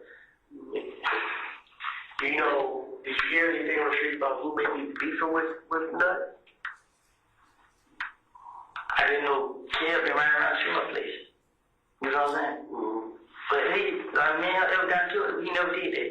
Mm-hmm. You know, came to the Kevin house. Mm-hmm. But this ain't the first time he did. This is the first time he did. He shot everybody up there. You know what I'm saying? But then nobody knew it was him. Mm-hmm. And then he got to it with his girl. She came back and said it was him. Mm-hmm. You know what I'm saying? Mm-hmm. That's why thugs like paid for my window. Right. You know what I'm saying? 'Cause he shot the window. Mm-hmm. So he was like, you want to pay for it. You know what I'm saying? So, gotcha. Nut ain't had nothing to do with this. You know what I'm saying? So, it probably, what happened to Nut probably ain't got nothing to do with this. Was Nut in the game? And Nut was they big dog. But they big dog is, like, Nut ain't they big dog. He a big dog, but he not that over the whole game. You know what I'm saying? So, Nut just care, bro. He cool with everybody. Nut cool with everybody. You know what I'm saying?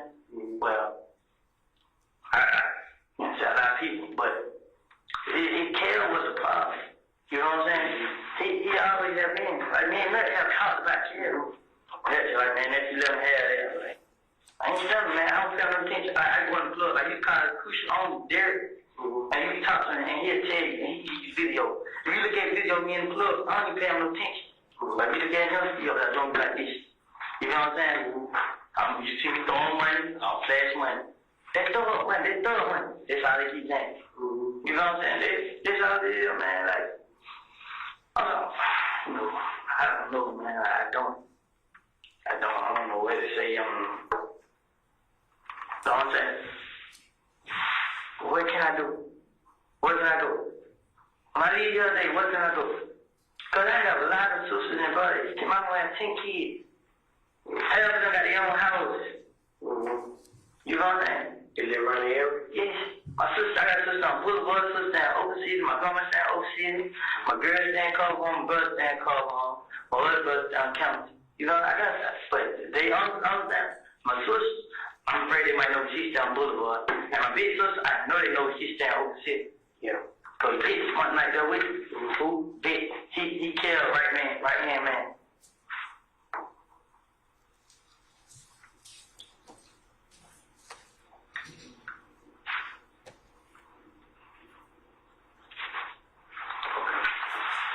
All right. Just to conclude the interview with Mr. Kenneth Copeland, ending time is 03:48 hours, would be 3:48 a.m. Talk to your brother real quick, and that's okay. Okay, what is I'm gonna talk to you out here, okay? What's up, man? Like this what I'm not getting. Like, what? I'm gonna go.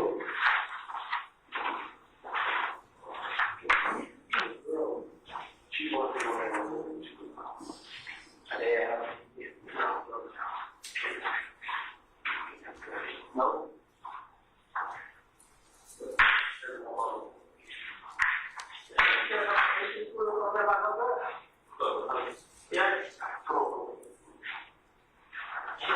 stand on that by her verse? Yeah, sure.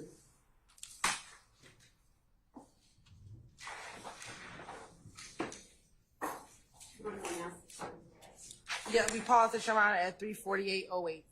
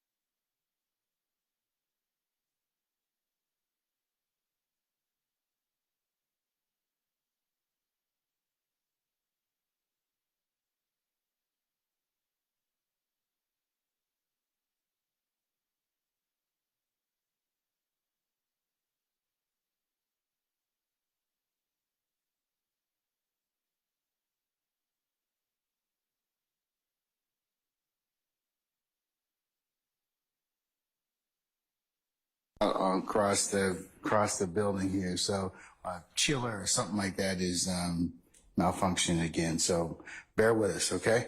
All right. It's working some. They tell me like 70%, but this doesn't feel like 70%, does it? Nah. Okay. All right, ladies and gentlemen, let's take 10 minutes or thereabouts. We'll see where the day leads us at that point in time, okay? All right, we're in recess. All rise.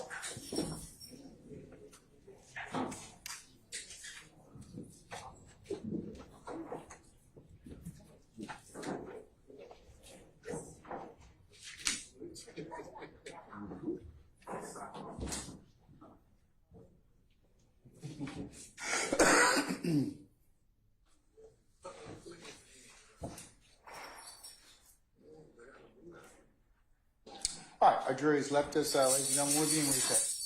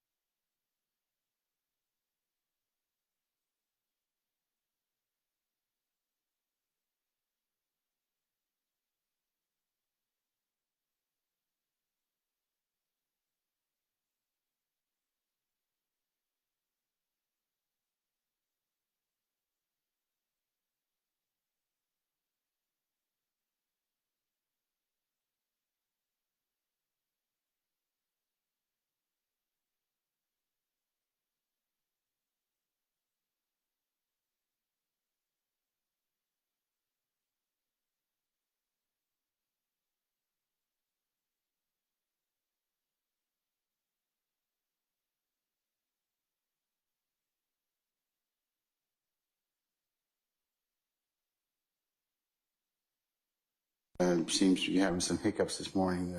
We have an outage across, in addition to the heat, we have our internet has gone out. So they're working on it right now. So what I'm going to do is just recess us until about 1:15, have lunch, and then we'll come back, see where the afternoon leads us. All right?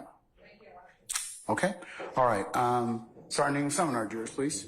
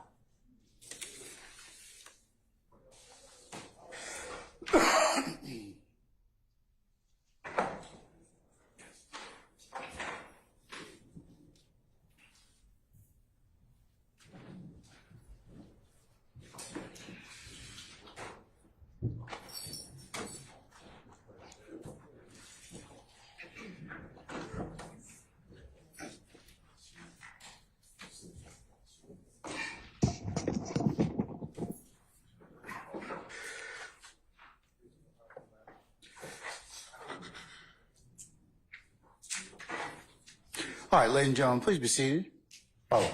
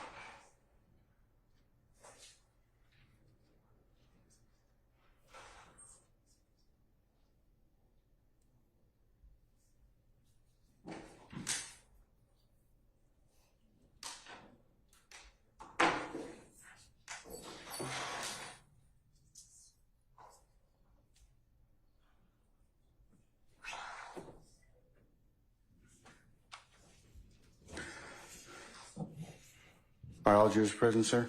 All right. Thank you, Sergeant Ingram. All right. Ladies and gentlemen, a couple things going on. I'm still trying to work out this thing with the AC system, and as well as now that our internet has decided to not work for some reason. So the plan is now I'm just going to recess you for lunch and have you come back for 1:15, and we'll see where the afternoon leads us at that point, okay? All right, so Mr. Copeland, we'll see you back at 1:15. Ladies and gentlemen, the jury will see you back accordingly. All right, all rise.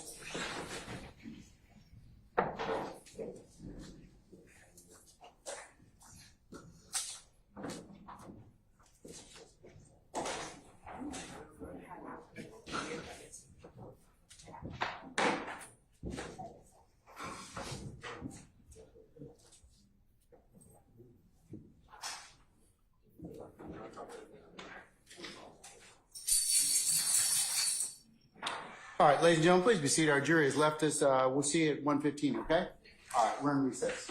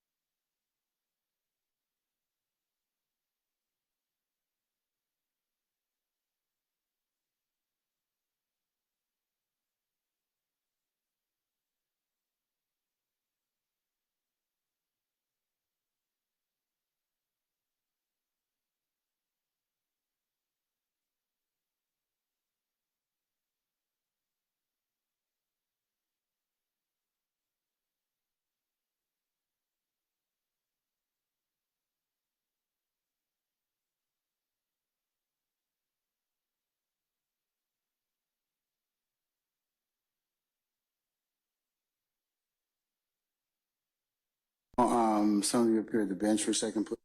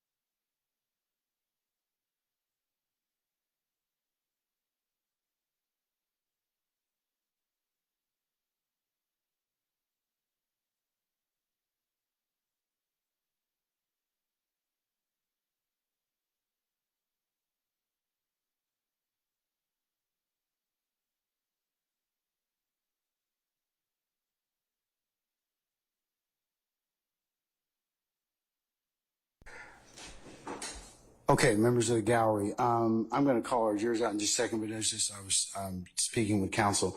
We have somebody that may have tested positive for COVID this morning, so if you want to wear a mask, you're certainly welcome to do so. I'm going to put one on in just a second. We have masks available for your use if you'd like to. So with that, if you need one, let us know. We'll go ahead and have you wear one, okay? All right. Mr. Ms. Hingerty, your client probably needs to wear a mask. Okay?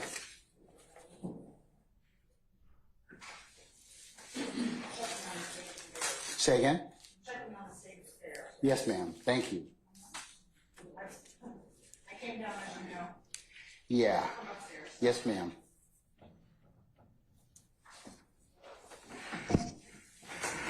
Okay, starting to name all our participants here? Yes, sir. Okay, all right. All the jurors present? Yes, sir. Okay, let's bring our jurors out, please.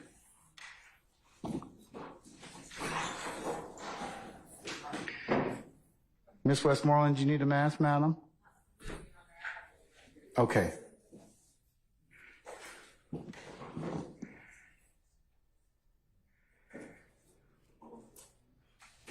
Mr. Kokomo, do you need a mask, sir? Anybody else need a mask?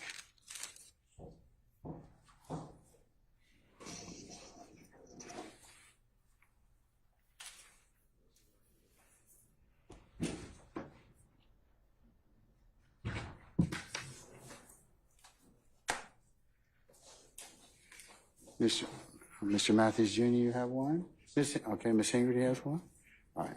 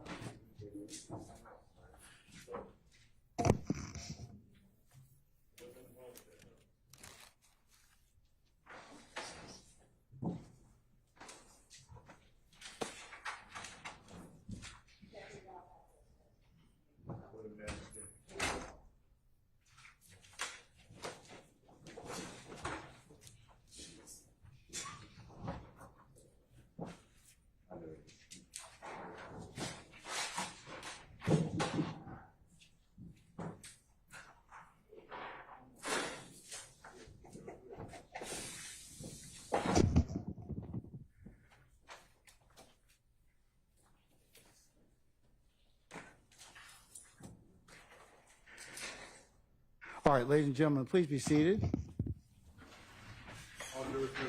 All right, thank you, Sergeant Ingram. Ladies and gentlemen of the jury, I've told everybody already, and I think you all must have gotten the memo already. Somebody in here may have tested positive for COVID exposure, so in the abundance of caution, we have issued masks to everybody.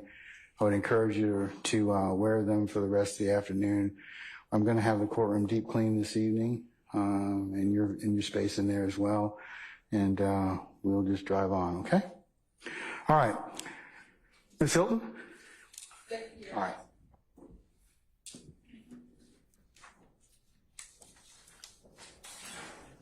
We will resume playing State's Exhibit 378 Yankee Alpha at 4:05:58.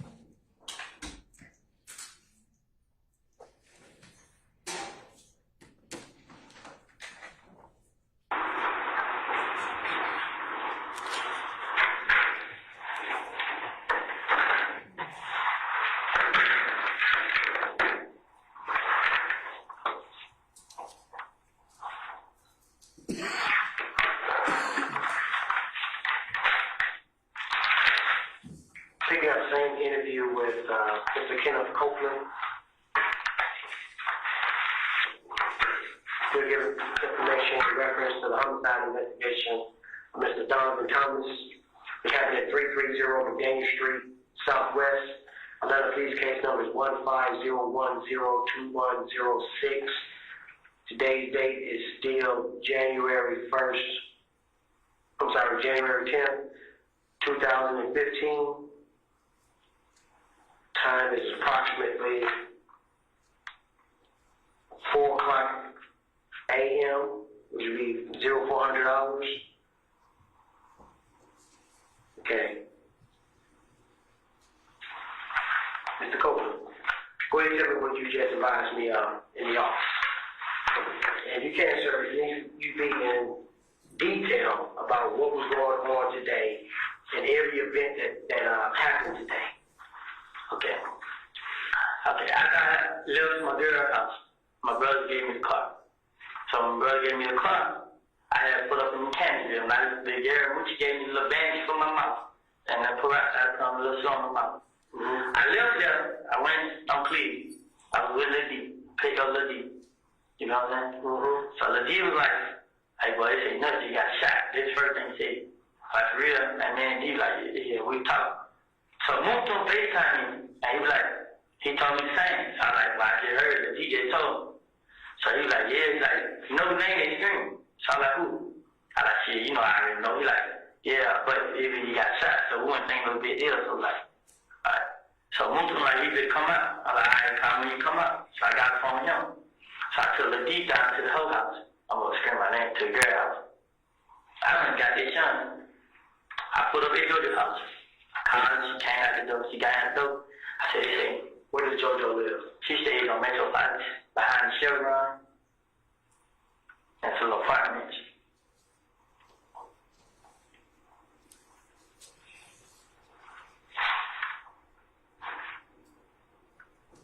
Okay, go ahead.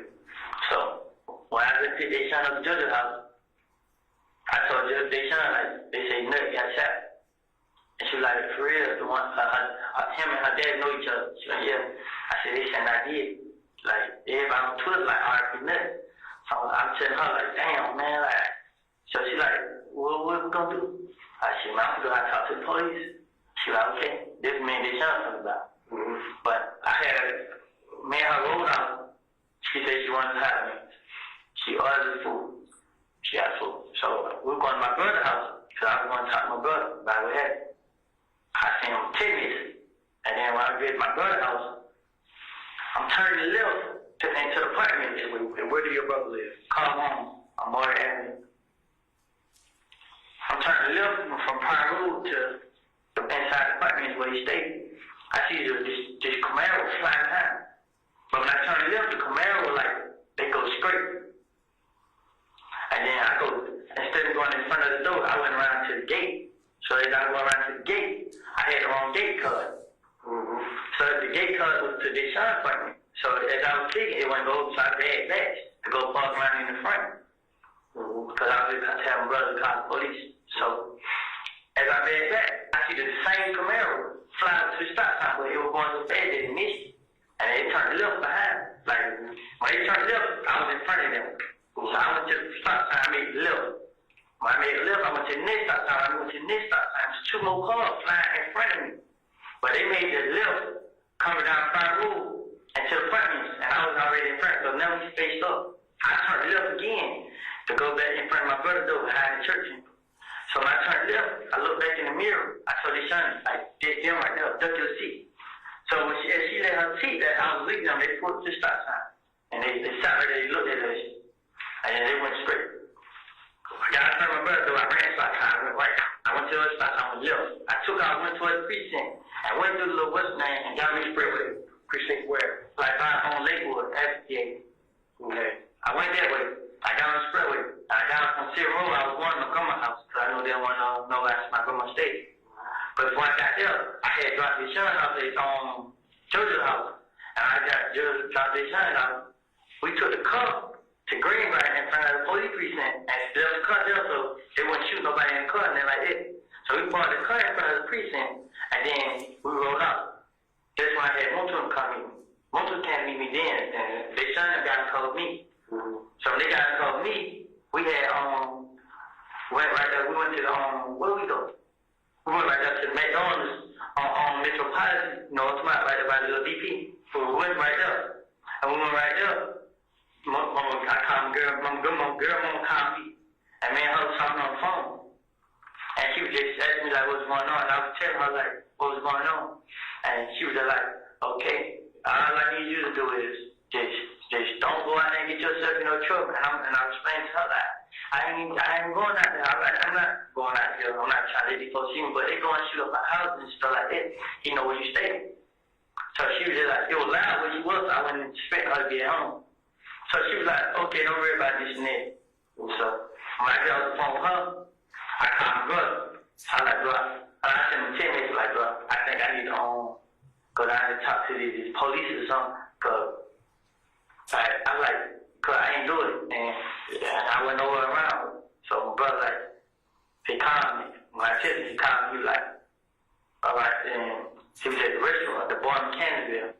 So when I called him like, but they shot me, so I like called they shot mama back. I mean, they shot like they shot my mama's house, she was crying and stuff.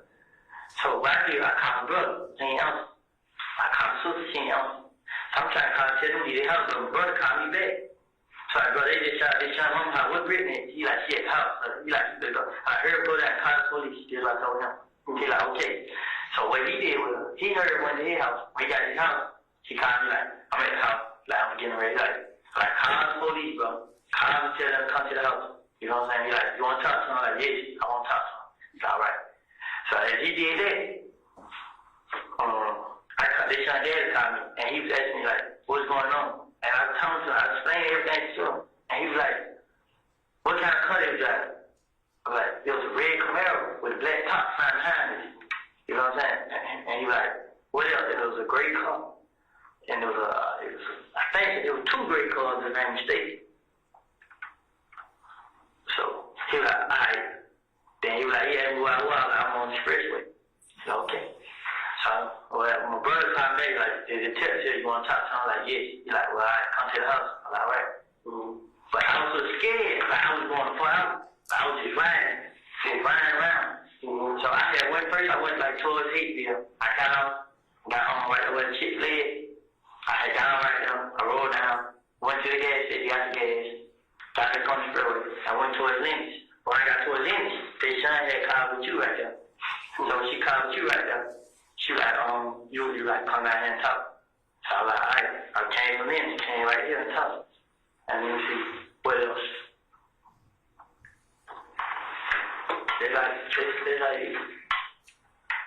besides all this, I had went down the door house and like see what was going on. Like bro, these folks can't shot this young mama house. Like for real.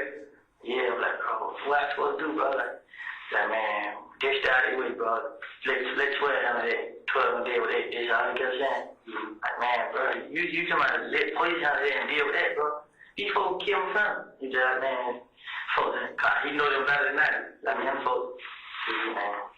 I honestly, it got me lost on confused, on frustrated now, because I ain't do it. I ain't have nothing to do with it. Can't nobody say they seen me do this. Can't nobody say they seen me do that. I ain't have nothing to do with it. They come shoot at my house. They ain't got down to the bottom of the story. Don't know what's going on. First thing they come right at me.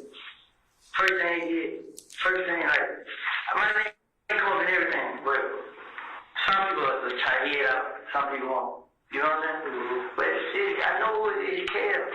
Everybody talks on. Be careful. It's a lot of them. They got a lot of guns. Be careful. It's a lot of them. They got a lot of guns. Everybody come. Mm-hmm. So I don't know. I honestly don't know what to do. Like, they know what time to car I got. Mm-hmm. They know what I say. It ain't nobody can go. It ain't nobody can hide. I can't do nothing. You got the white Dodge Charger, right? Yes. What else you have? That's it. So my brother come. He let me drive. What kind of car your brother got? That little gray Malibu. That's his lady's car, right? His girl. What car he drives? The white Charger.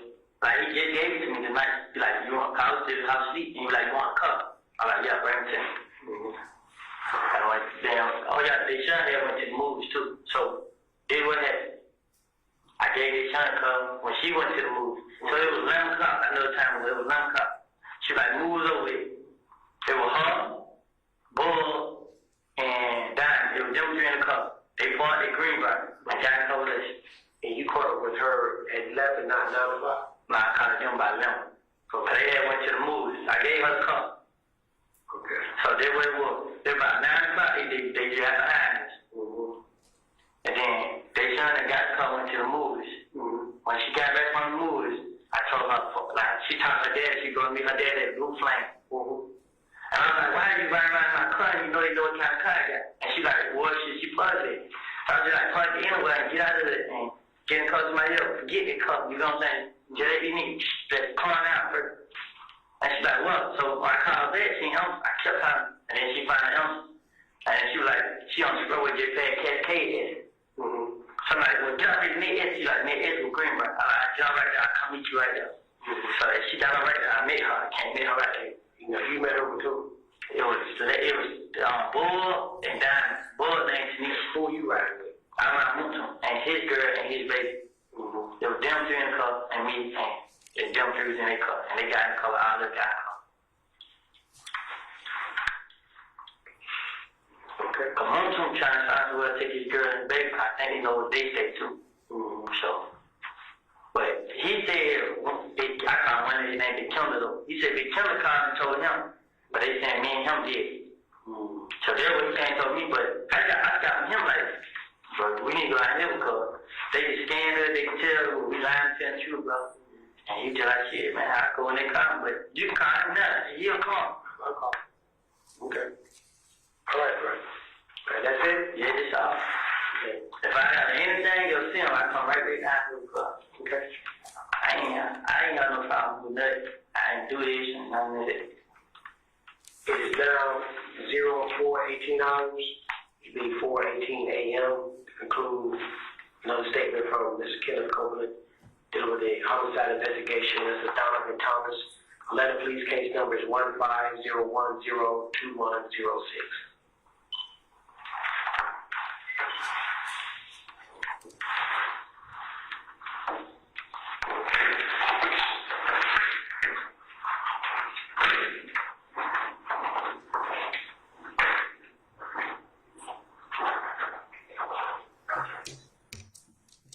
Your Honor, state will conclude playing at 4:18:08.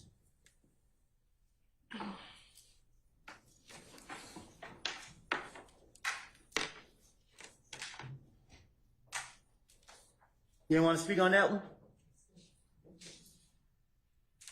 Your Honor, next we will tender State's Exhibit 378, Yankee Charlie.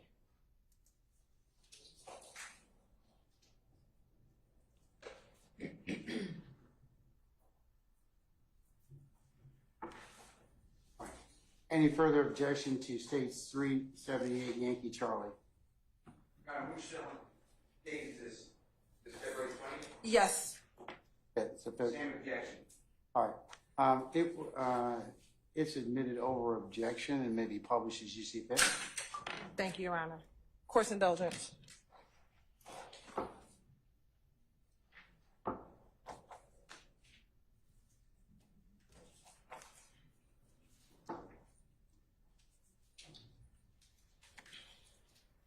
Permission to publish, Your Honor. Yes, you may.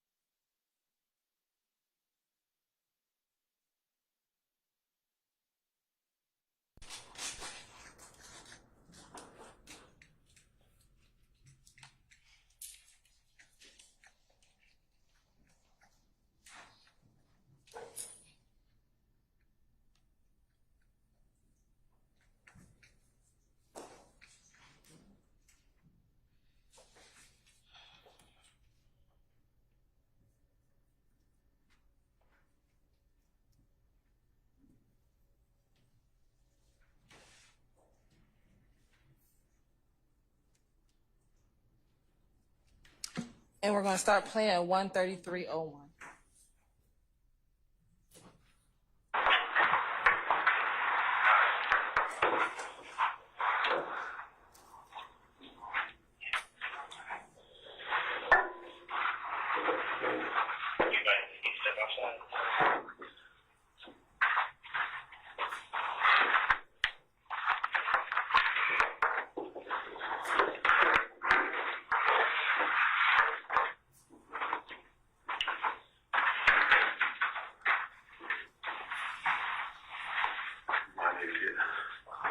Need to get a statement for you to sign real quick. And once I get this, Yep. You ready to go, babe? You tired? I gotta get.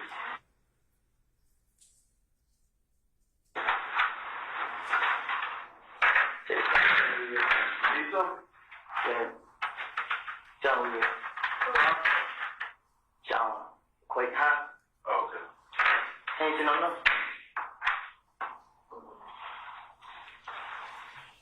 Didn't you say you can't get it?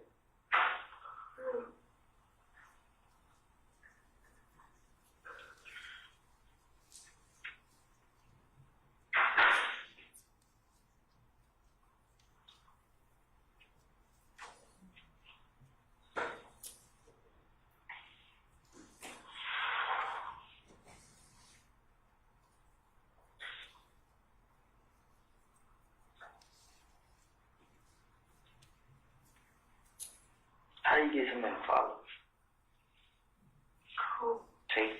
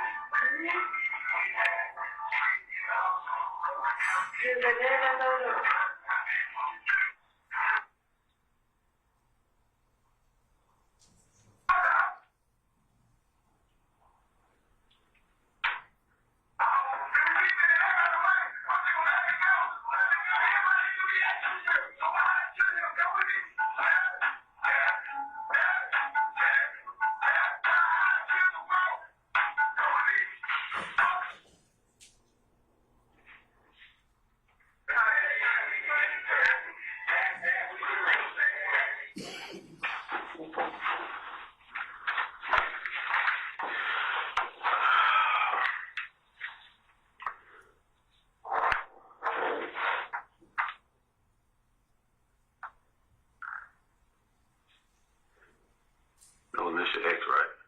Yeah. The son got your first name is your middle initial, right? My middle initial is Is it? But ain't that his first name? Your son. No, that's his son. My last name Copeland. He's talking about your middle name. Is that her first name? Oh, yeah. Oh, yeah. Yeah. Okay.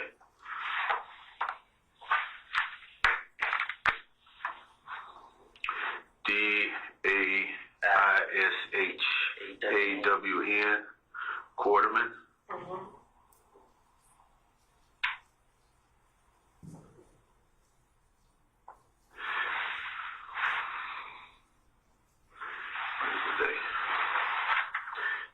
Another day. I think when that happened yesterday, didn't it? Yeah. No, when did it come in? February 15.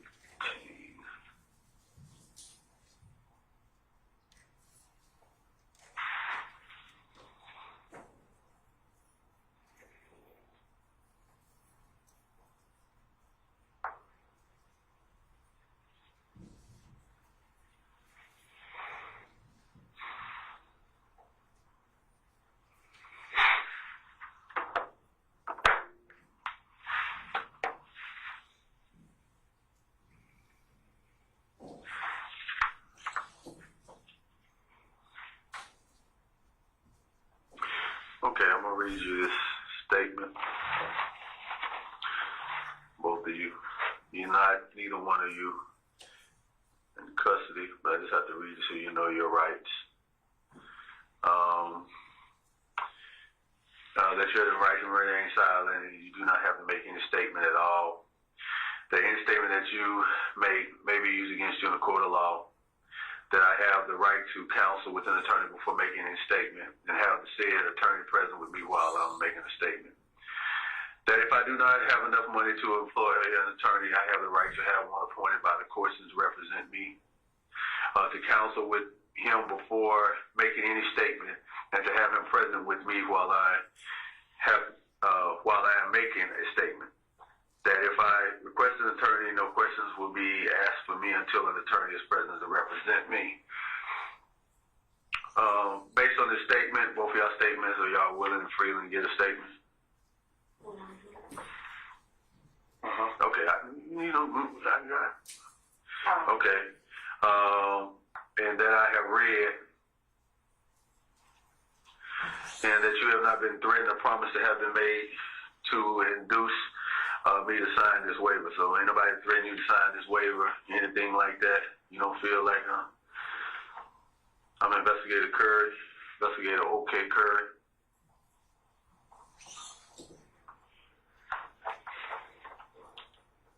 What you drop? Oh, now I'm trying to figure out how to. Ain't no phone over here. You need to plug your phone over here. Yeah, he's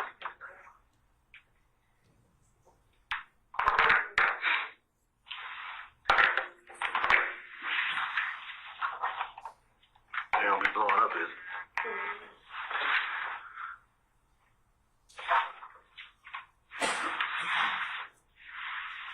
You sign right there where the X is at. I'm gonna sign first.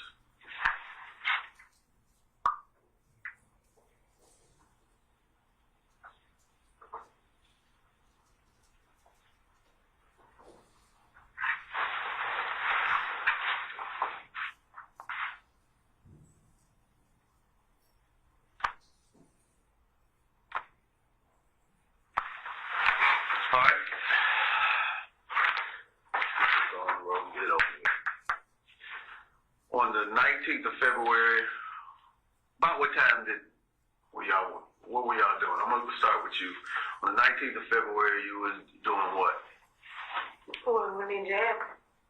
Yeah, just what happened? Oh, I was calling around trying to find a ride to take my baby to the hospital. And my mom boyfriend was on the return car. So his brother came around and he dropped his brother off at home and came back, and he came inside the gallery and came out the door. And by the time we got in the car, he was like, hurry up and get in the car.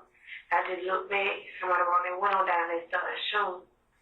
And we got out the car, went behind that little building thing. And they were still shooting. He wasn't the man who put the gate code in, we went inside. So I went in my next door neighbor. You and your next door, do you know what apartment your next door neighbor is? What apartment you live in? 3104. The street address? 156 Mar. 156 Mar? Avenue or street? Avenue. Avenue? Okay. And that's where you reside? That's the location you reside with your mother? No. Who is that? It's my place. That's your place? With you and your baby? Are you, okay. All right. You get public assistance? Yeah. Okay. Through Section 8? Based on income. Based on income? Through Section 8? Or just based on income? Based on income. Where you working? Nowhere right now. Okay, but you was working? Yeah. Where were you working at? Turnerfield. Turnerfield? Oh yeah, that's a seasonal job. Okay, okay. What's your date of birth? 8/29/93. 8/29/93? Okay. Now, how do you know Kim? My baby dad. Okay, I'm asking you a question. So you know Ken Copeland because he's your baby dad? Yeah, I've been knowing him. For how long? We've been together 4 years. 4 years? Okay. So you know him, he your baby daddy, y'all been together, and y'all have? Well, we have a baby. A baby. And what's your baby's name? Zaria Copeland. Zaria Copeland. How old is Zaria? She 8 months. She 8 months. She 8 months. What is her date of birth? June 16, 2014. 2014. So when the shooting took place, was your baby there during the shooting? He had put her in the car. Okay. And then when he put her in the car, then you noticed the shooting, and then y'all, did you get the baby out during the shooting? Yeah. Okay. All right. Kim, tell me what happened. She was in the game situation. Okay. I walked out there, the little burden we come out there. When I got there, he just dropped him off at his house, and then I take her and baby down to the hospital. Okay. What hospital were y'all going to? Scottish Rite. Scottish Rite? Okay. And by Lennox? Yeah. Okay. So I just went to drop my brother off at the house, and I can't bet. Where your brother live at? He stayed over the street. He stayed on, I think it's Maury too. He stay on Maury too? Yeah. So you stay in the same, so do you stay with your brother? Yeah. Okay. Now that's where you stay at based on your probation? Yeah. Okay. No, I stay there. Like, there's my clothes and there's like. Oh, is this what you stay? You and him stay together? Yeah. Okay. Well, I just come out of her house with me and him, like, not me and him, but man, I ain't getting to it. I go back home. But I just come chill with her and I go back home. Okay. But I dropped him out. I came back down there. What time did you come down there? What time did you go down there? What time I came out? Yeah. I been out there all day, and then I had left about 8, went to the house chilling. And then she was like, she nagging all the time. The baby ain't nothing wrong with the baby, but the baby kept crying. So my brother gave us a call to take the baby to the hospital. Okay. But when I was coming out the door with the baby in my arm, I was always looking around. Cause ever since I always just, when I come out, I had bad dreams about a long time ago, before we stayed. Okay. But when I always come out, I always just look around. And when I ride, I look back. But I see the cut, stop sign. So I was watching the cut as I take the baby to the cup. I'm telling her, like, hurry up. So I put the baby in the cup. But I was still looking at her. So I heard put her in the cup. I'm like, hurry up, get in. So when I told her to get in, the cut turned outward. So I walk around to the driver door. When I walk around to the driver door, I open the door. I was out to get in. But I'm watching the car. I'm staring it down real hard. And then I seen the one. I don't know if it was going down or they did crack it. It was halfway up, halfway down. Okay. They just seen him stick their hand out. I just seen him just start shooting. I ducked. I ran around, grabbed the baby out the car. I was thinking they were gonna shoot the car. Okay. I grabbed the baby out the car and told her, come on. When I grabbed him out the car, I pulled my gun and I just shot back. When I shot back, they stopped shooting. I stopped shooting. Okay. Come on, baby, we ran back in the house. But as we ran back to the door, we had to put the code in. They started shooting again. I shot again. I shot 2 times. Then when I shot 2 times, I just see them red. Boom. So when they red, I read the pen. So I heard it put it in. I looked back at him, because he angry tight. We hit all out. I see him turn around and run from him. When I see him turn around and run, I heard her put the pen in, open the door for her. She ran in. She went in her door. When she went in her door, it went open. Okay. Then she got keys in the car. Then she just started thinking. You know, NATO was out there. They was out there. They ran back in. I forgot they was out there. So the next door neighbors, they was out there during the time? They got shot at. They got shot at too. I just thought that. Because I picked her stuff up off the ground and took it back in her truck. The lady, the girl with the dreads.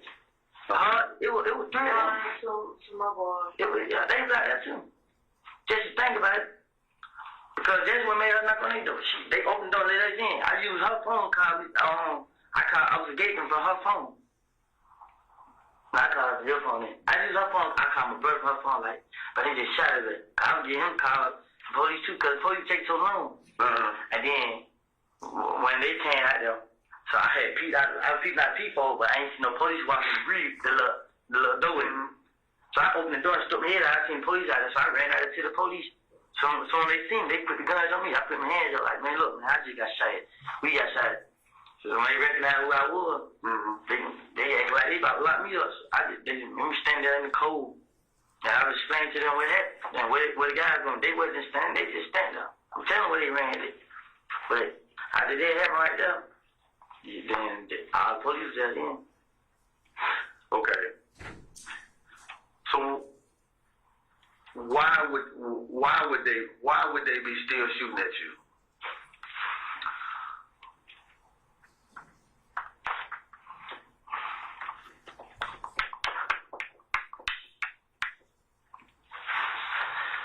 This shit give me a headache, man. Cause guess what, man? Everybody asks the same question, man. This bad thing about it, man, I can't say. It's a bad thing about everything that's going on, man. I could have got hurt. She could have had her baby. And when they come back, question me, ask me what happened. I can't even say what it's about, man. I can't. I honestly, man. I just know they say I got 97 days to live, man. If I ain't dead 97 days, shoot up the neighborhood. That's the only thing I really can suggest go by right now. All this because of flesh and land? Nah. Me and Kelly had beef. We didn't even have a beef because it been plenty of time we won't see each other in the street and talk about it. Let it go. Shook this nigga hand. He walked this way, I walked this way. We let it go. So you brought up Kel. You know about what happened to Kel, right? Yeah, I heard it. What'd you hear? I heard he got shot. You don't know who shot? Because he got a problem with so many different people. But they only got their main attention on me. Whatever happened to one of them, I did it. I'm sitting right here with you. Anything happened, I did it. It don't matter. It never failed. All I've been doing, keeping the track of where I was, where I am. So if anything happened, I can always just have my story and prove it. So you come out here and check. He's supposed to tell you I never did it. Yeah, my phone records, everything. Show you, man. I don't call, text, talk to nobody. None of that, man. I mean, stingy nigga, man. But my thing about it is, I'm trying to figure out right now.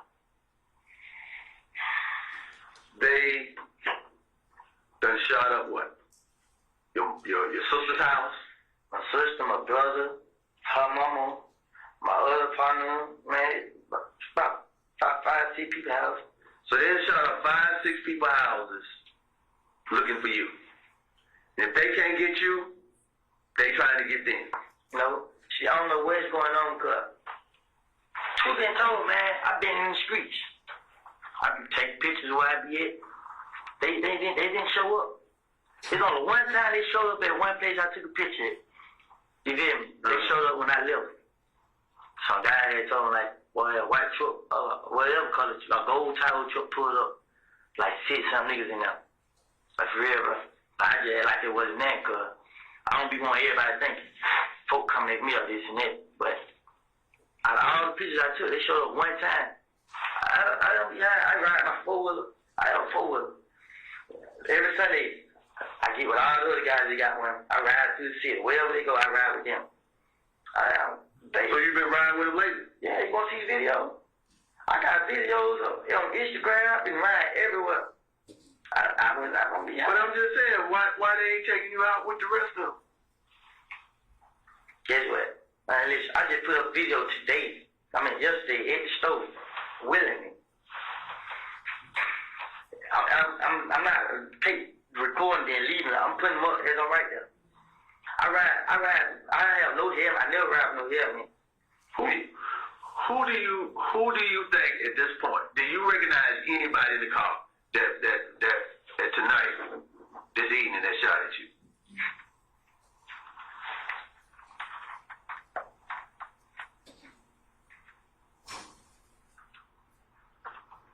Do you recognize anybody?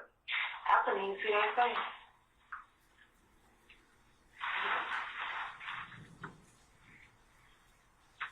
You recognize who it is.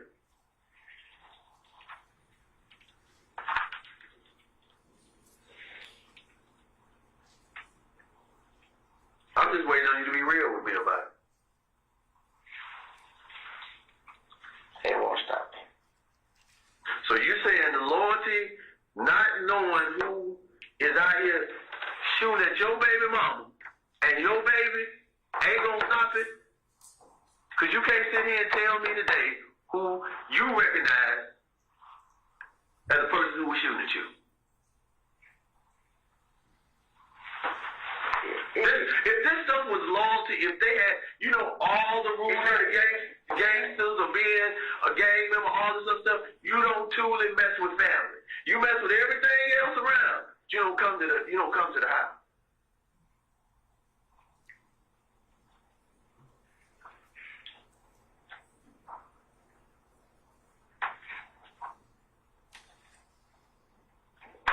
I'll die with here by my family. I didn't do nothing. I didn't kill nobody. I didn't shoot one of them. I haven't did nothing to them. I honestly haven't. They've been showing up all these houses. I haven't retaliated not one time. I'm gonna tell you why I haven't. Because I feel like police out to get me. Jeffery called me. Guess what? Jeffery called me. I put all my pride to the side and put a lot of faith in her to handle this. And guess what? Still going on.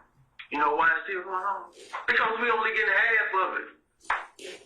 You know one of the dudes that sit in that car that shot at you, and you sitting here today and won't tell. How do you think we're supposed to help you in all this stuff that's going on? It's the whole gang got them. They might stop. And so I don't even understand it.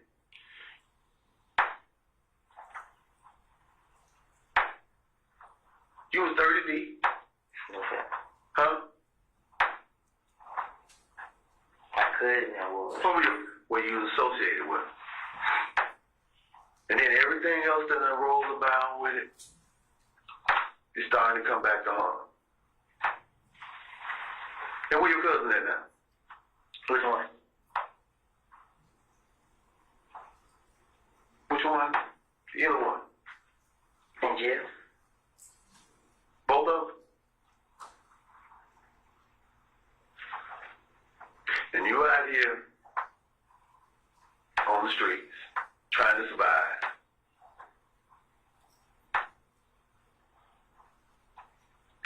you at this point?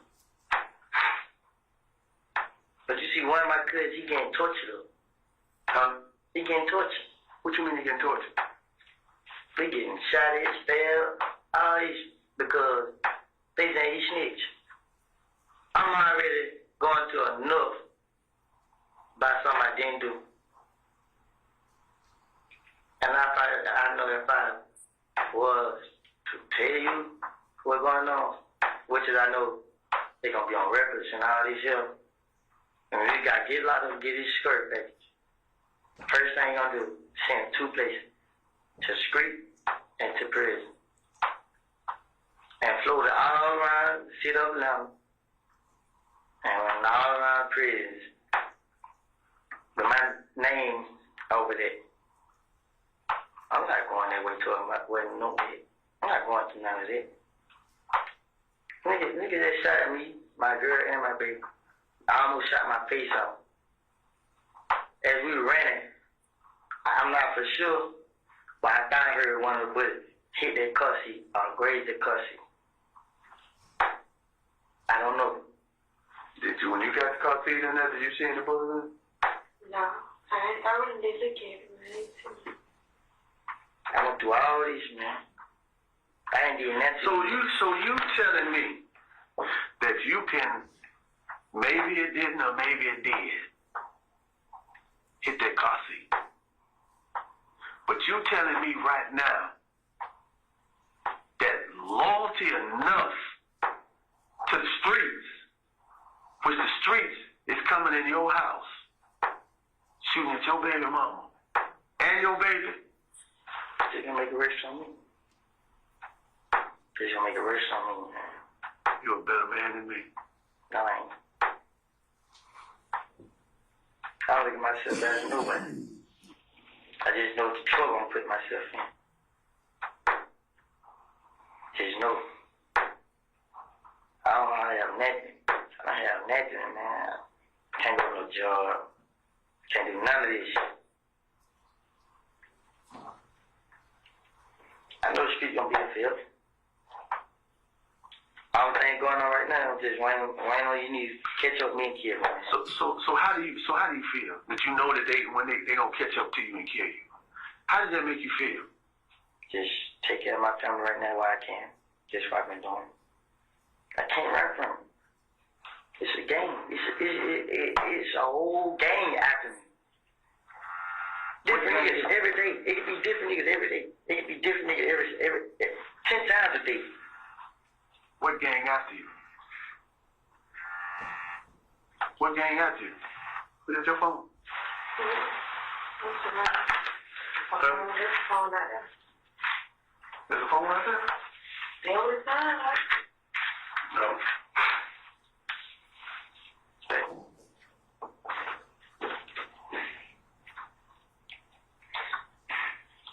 I've never let anybody hurt my family.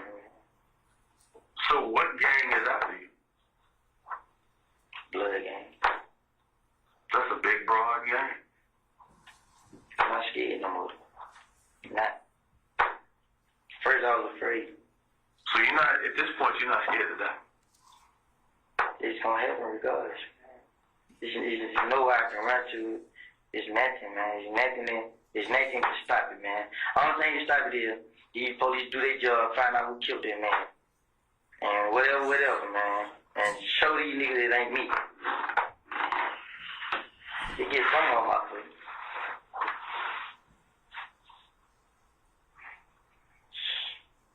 Shit crazy, man.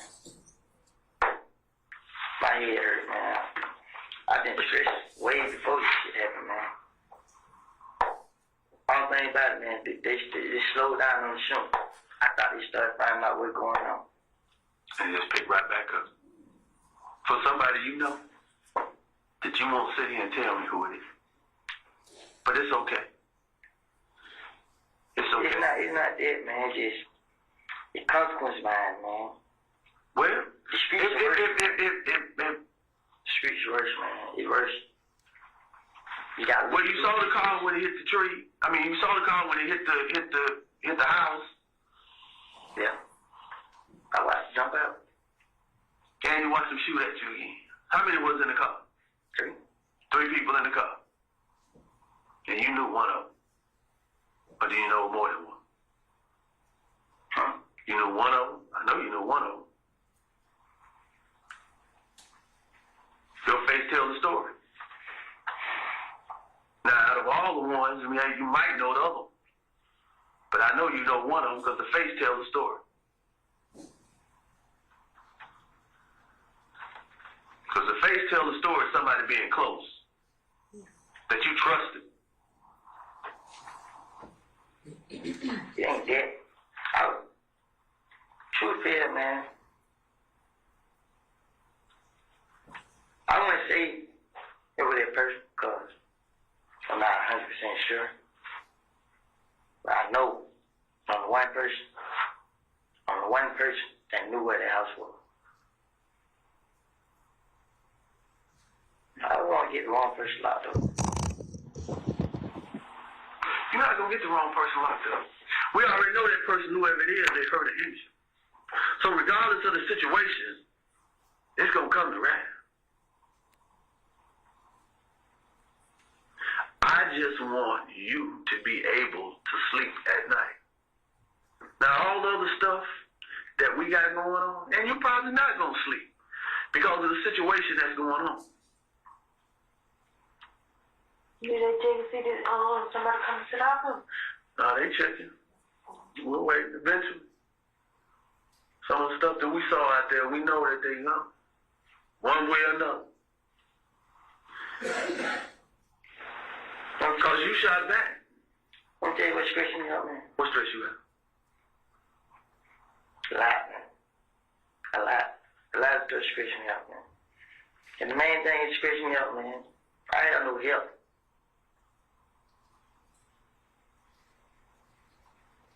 What help do you need?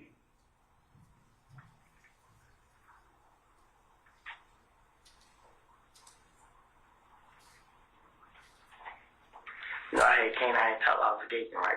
Mm-hmm. So I worried he'd speak.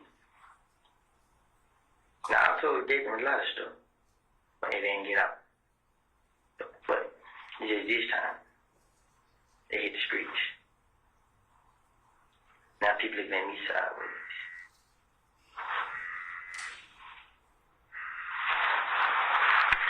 That's mine. Hello? Yeah. Hold on for a minute. Hold on. You're right. Shit not gonna work. Shit right here be a damn stage. So I'm gonna keep going. You want to start up first thing.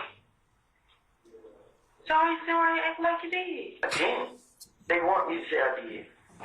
You should have just said no. I thought you knew who it was. I do know who it was.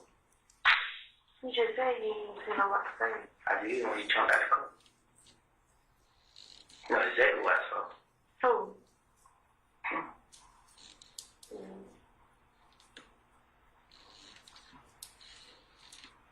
She got me busy, man. My blood pressure up. I need to be walking somewhere right there.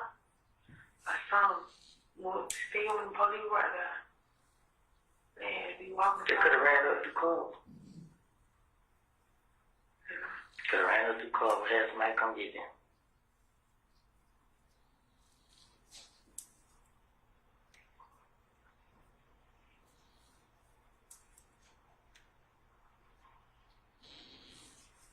It ain't too many niggas after me. It's everybody behind kill. It's that crew. It's taking them. Me and Jerry, I seen So, your sister. Pink. That's not my sister. Somebody free him. She on the phone with him today. That ain't my sister. She said I blocked out my issue, right? she said She- on the phone with Shell. They said Taylor, MEC Taylor, for killing and shooting. Then she go telling everybody I shot her out her. But the whole time, she got killed in my there And Tay them, they know Tay put them up. And Kelly now wait on Tay to pull up. When Tay pull up, nigga had jump out the bush and shoot on Tay cup. Then tell everybody I did it. Tell them my damn sister.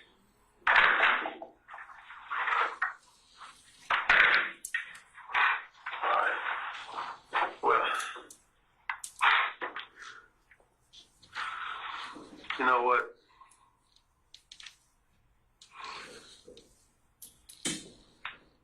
We got some things we gotta deal with on the other end too. Now you know you convicted fella. You shooting a weapon.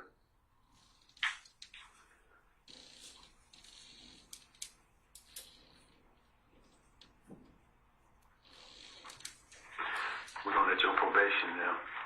Who's your probation officer? Officer Brown. You gonna call Officer Brown in the morning? Yeah.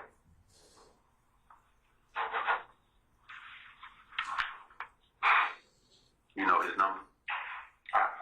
They gave me a phone.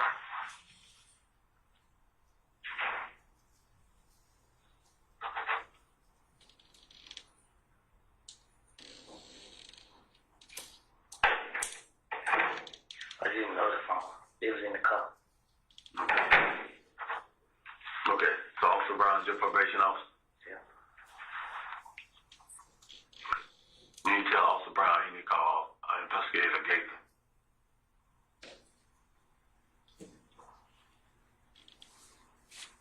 Now, where's this weapon? I told others that I should probably give it to them this evening, because Tomorrow evening. yeah. You need to call Gator.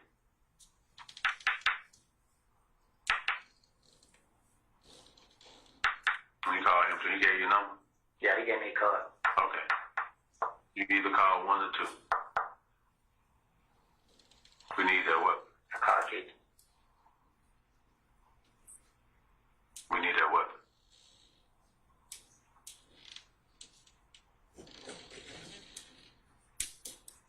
You need to tell your probation officers the whole situation that happened.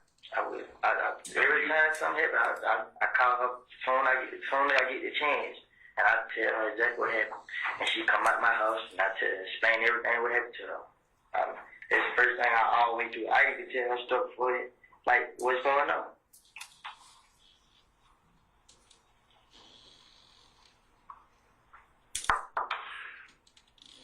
You need to keep in touch with Gator. You need to lay low. Very low. No more of this riding motorcycles out there doing all this other stuff, hanging with the homies. Because I know somebody close to you. And it's somebody hurt, especially the way their car is. So regardless if you tell me now, I'll find out later. We'll find out later. Then we find out later. You still got to say who that person was.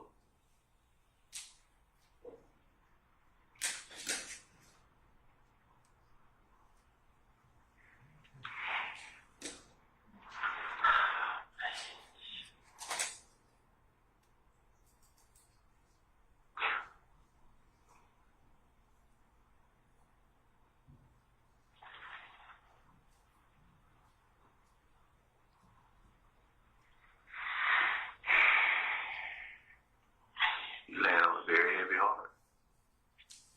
You land on a very heavy heart.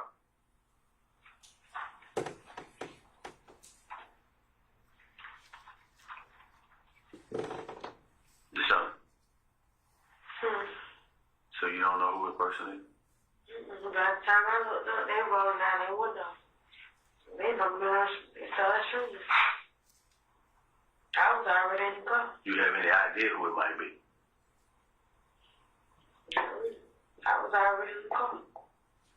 Anybody you let come over to the house recently that normally ain't been by there? Nah, cause we just started, Who is that?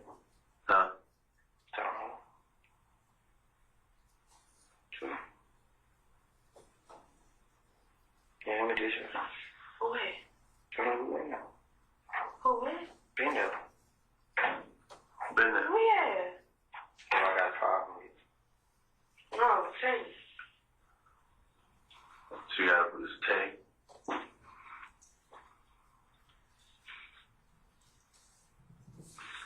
So Tay has been the only one that's been over in that area that you. Who them? They don't like. This is the only person. Say it again, I can't hear. This is the only person who's been there that they have a problem with him. So Tay is the only one that's been there have a problem with to him and knows that you live there. Mm-hmm. Yeah. Now all the people that we saw coming in and out of there, who were those guys? My brothers. Your brothers is brothers? Real brothers. How many brothers you got? Man, her brothers. How many brothers you got? I got 4. You got 4 brothers, 2 of them in jail. No, none of my brothers in jail. Some of your cousins. Yeah, my cousins. Some of your cousins that's in jail. Yeah. So 4 of your brothers, I met one of them. That's the one who car got shot up. Yeah. And the other 2 right there too. Montrez? Yeah. Brock? Yeah. That's my oldest brother. That's your oldest brother? Yeah. Now that's his car. This is Charger that got shot up. Yeah. And your other brother, what's your other brother's name? Rodney Brock.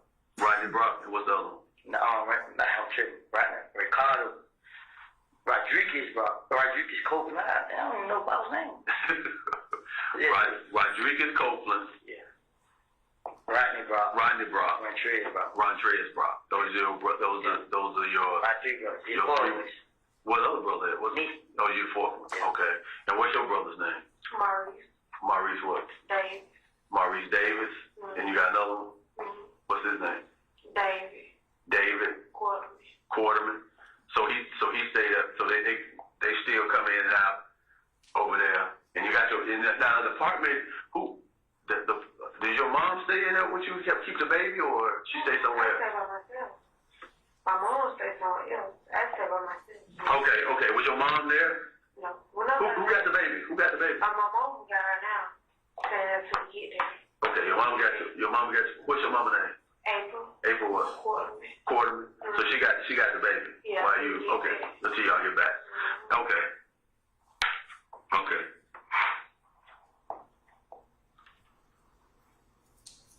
You the what? Youngest, oldest? I'm the youngest. You the youngest boy. Yeah. You the youngest boy.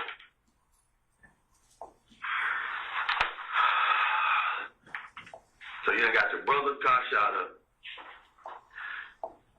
They're shooting at your girl's apartment. And right now, we only know there's a guy by the name of Tay. That's a possible person.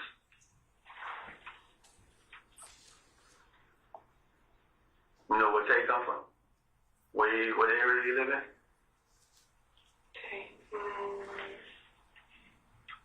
I don't know that. I just know from him, water breaking around him. I don't know like that. I just seen him in Mechanicsville a couple times. Oh, so you from Mechanicsville and Simpson? Well, Mechanicsville and Simpson, that's a... Yeah, that was before I was in Mechanicsville. I know he was right there. How old is Tay? He about your age? He older? He young. Oh, he young? He young man. How old are you? 23. So he like 18, 19, something like that? How old are you? 20. He 20? He 21. I'm 21. He 20. He about 20.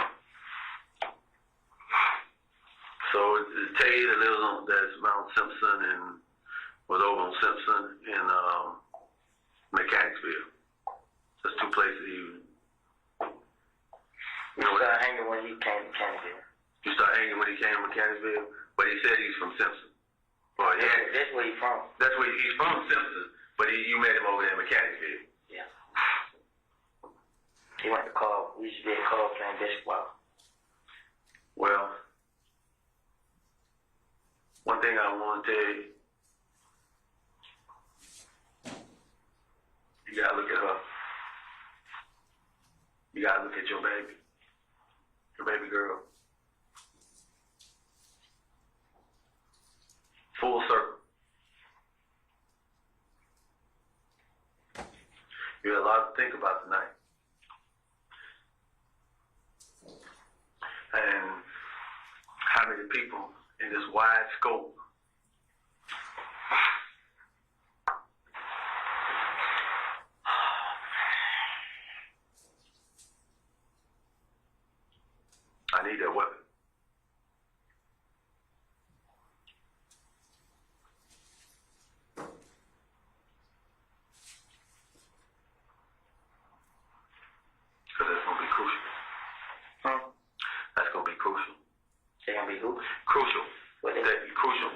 me that's a crucial piece to this puzzle.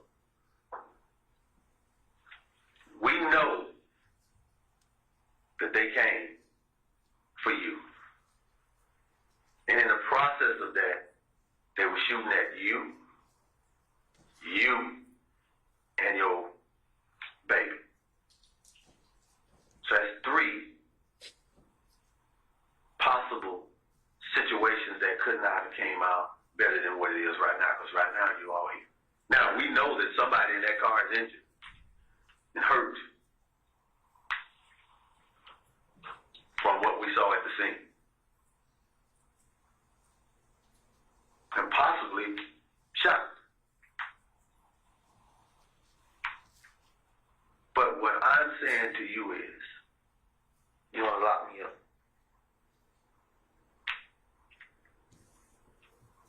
Some things that I don't know what might happen in the next couple of days. But right now, no. I don't have a weapon. I don't have nobody that said that you were shooting at them. But in this situation, we know that they were shooting at you by what we found. Now, you there. And the one thing that I want to say to you, that you're a better man by coming up and admitting that it was you. You could say somebody else was shooting at you. But you was defending what's rightfully yours. Even though you're not supposed to have a weapon. But I understand the streets. I understand the streets. And I understand that when you're on the street, sometimes you got to survive. If I didn't shoot back, man, I probably would have died. Or we probably would have died. If I didn't do what I did what I did. Because I know for a fact, when I ran around, the car wasn't moving no more. They stopped the car. The only way they moved when I shot that. The only way they crashed, because I shot at them. It's the only way. They were still shooting. Every time I shot, they stopped shooting. Every time I stopped shooting, I tried to get back in the house. I wasn't trying to hurt them, just trying to get us away. That's all I was trying to do. If I did hurt, I'm not mad about it. You was offended. Some fact is, they had a clear view of me. They seen me walk to the car with the baby. So they knew you had your baby. They saw the baby. You seen the baby mama too. And they didn't care. They did.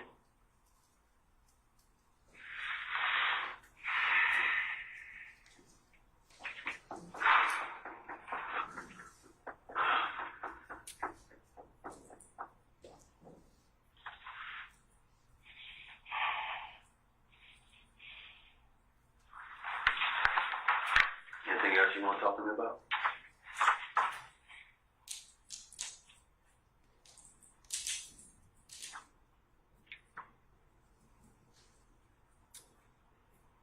How do I survive this? How could I survive this? I can't go nowhere if I don't have any money. Let me tell you why. I'm broke now. Because Gabriel called my phone when I was in front of your door. Like, she wanted me to talk. She wanted me to come out and talk. You feel me? Mm-hmm. Everybody right there. You feel me? Everybody did. I left one down here and talked to her. Now, seem like everybody look at me like I'm a snitch now. It's just like, I can get money. You know, I was just getting money just by doing nothing. It was like, hey man, I need to borrow this right here. Just hanging around. Go to the mall, you pay for everything. Burger man, they all them. Yeah. Now, I came out here. They think I'm a snitch. Why'd you come? Why'd I come? Because my name came up in something I didn't do. And the only way to play, come out and prove myself. Same day it happened. You said, think I shot at these people, I shot their houses up, run Texas on them. If I'm gonna do something, I'm not gonna be scared to shot dead. You know, it's kind of sad. Because at this point, you have a cousin, 2 cousins that's in jail. You have 3 other brothers. You have a baby. You have a baby mama. This your first child? Yes.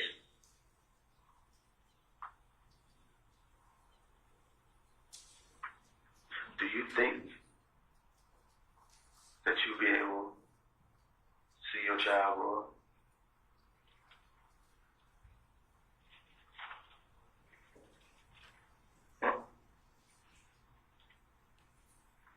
But you know, me and her get into it every second of the day, every 5 minutes we together. She put me out, guess what I do? I leave. And I think about what's going on. And I do whatever I do to talk and get that good with her.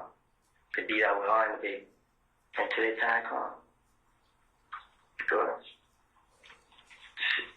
for what I've been witnessing and been seeing lately, I've been saying God has been with me.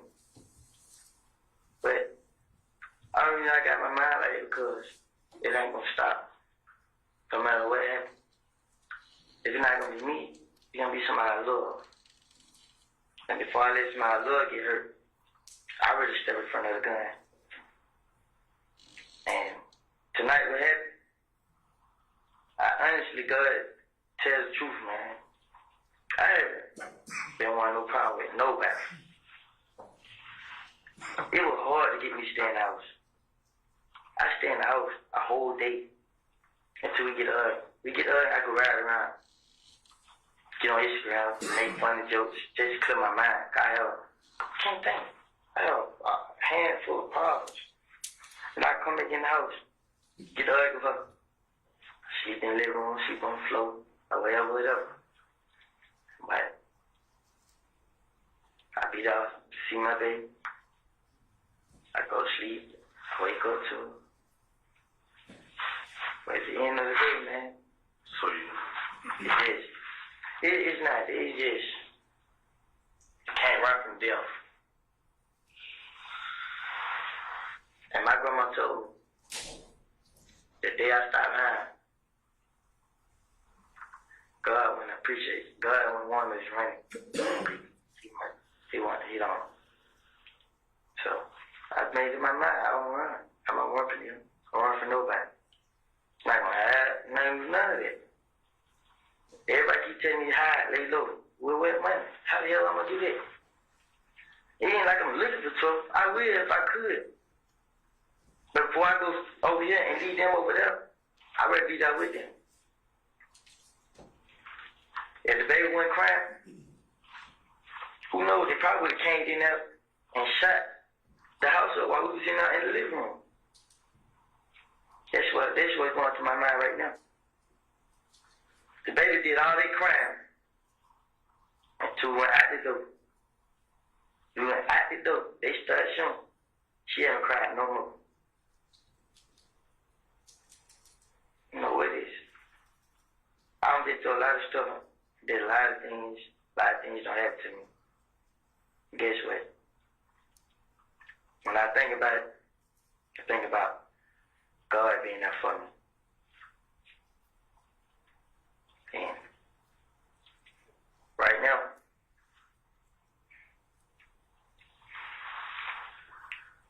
I ain't done that, man. That's all I ain't shot that nigga. I ain't killed that nigga. I ain't had nobody to do it. Had nothing to do with it. Didn't have a problem with it. So it didn't have nobody house getting shot up. I had nothing to do with none of that. So basically, Young Thug washed his hands of you. Yeah. Because I came and talked to the judge.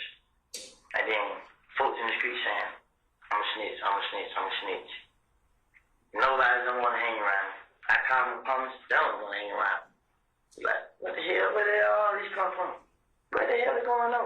So basically, Young Thug done washed his hands of you. And Birdman. And now... I seen him in the club. I gave him that. He gave me that.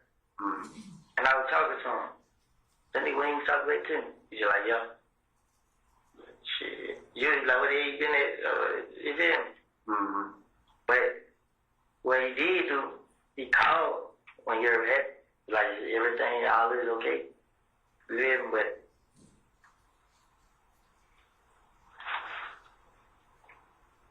listen, and then now you being accused of shooting somebody or having somebody shot that you have nothing to do with. And now you got that retaliation coming on you. now, and you know what else? I heard somebody say, I'm the reason, I said, I pulled Thug into this. They do what they say. I'm the reason they bring Thug name up, saying Thug had something to do with it because of me. So, folks going around saying, I'm trying to mess up his career. You know what I'm saying? How y'all mess up his career? I didn't have nothing to do with it. You know, I didn't. I don't know what the hell is going on. So do you think somebody based on this situation hating on you for what you had? I know for because you came from where they couldn't get to. I know this kid, this him. But I'm 100% sure. He started this. He was me and him always had a problem. None of his crew members, none of them never had a problem. None of them. It was always him and me and him. You and who? Me and Kev. You and Kev. It started with me and him. That's how it started. Now, did you take something from Kev? Never in life. Never in life. What did he take something from you? Never. He tried. He tried to take money from me. Last time we was in the club, punched me in the face, tried to go and fight with it. I hold on to the money. Nobody take no money from me. You feel me? Jump on me. Boom. Come out the club. They went their way, we went our way. Then, 5-6 days later, hold up, there was Monday to whatever day it was, Friday. Nigga get killed. And then when he get killed, the same person killed. Who did it? I got in that club. Nothing was in the club. Y'all left. Nothing still there. If I wanted to go get some revenge or anything, I would have did it right there. Right then and there. I wouldn't have waited. None of that. Feel me? What club y'all get a fight? Kush. That was Dean. But before I always had to show person I wasn't a problem. The club on the Derrick who owned Kush, he stopped me one day at the door like, I can't let you in. Y'all have too much going on. So he pulled me in the back, me and him talked face to face. I just told him, I said, if you can let them in, you let me in. And you see who the problem is. Just pay attention both ways. He did 2 weeks. He did that Monday and the next Monday. And he seen that they started with me both times. And not only that, because I know he watching me, but they just how I was. I didn't care about, bro, another nigga, I don't care about what you got, but that don't concern me. You know what I'm saying? Just come to have fun. That's why all in my mind. And it went from there. And then the last time, Derrick said, now I've been watching you. I see you ain't the problem. You feel me? But everybody, he has so much fear in a lot of people's heart. You feel me? And it's just like that, man. Then this nigga Nut getting killed. Had a lot of people mess with him, and they don't went around and told everybody I who did it. They try to turn everybody against me. They even try to turn Thug against me. Yeah. But he still called you. Yeah. Just check on him. He called you today? Yeah, he called me. I just didn't get it though. Just like, but they just other people saying that they didn't want me and him together because I got a lot going on, and they don't want him to get caught up in it and mess up his career or something. But it's just like, it just seems like everything going downhill for me since these niggas put me in. It's all type of stories going around, but they still targeting me. I don't heard 50 other stories. I don't even heard stories that they had an ending to it. But it's still gonna. That nigga, when kid got shot. Crazy thing about it, I was on Instagram the whole time, making videos. It was called Beyond Video, and we just ate people and talk. I was on it the whole time, and when we got done playing, they called like, my kid had got shot. Okay, why y'all telling me? Well, you know they saying you did. Like, man, look, man, my Instagram page tell it all, man. Like, yeah, we seen you on there. But after that, after he got shot, like 2 days ago, they came back and said somebody else did. Say, killed him over the trust. But they say he in jail. But he don't want to talk to the girl no more. Because he thinks she had something to do with it, or whatever. So, anywhere it goes, man, they gonna always have a way to put me in everything. Who is Carol will be talking to? The girl Trees. They gonna have a way to put me in everything. Who got something to do with it? Who got something to do with it? Who got something to do with it? So they don't, so at this point,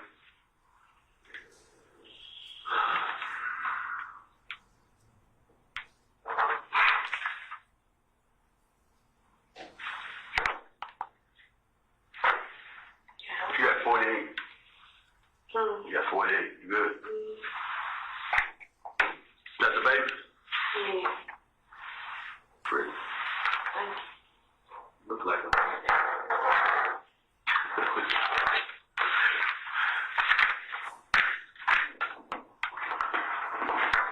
I'll be right back. So I can get y'all out of here.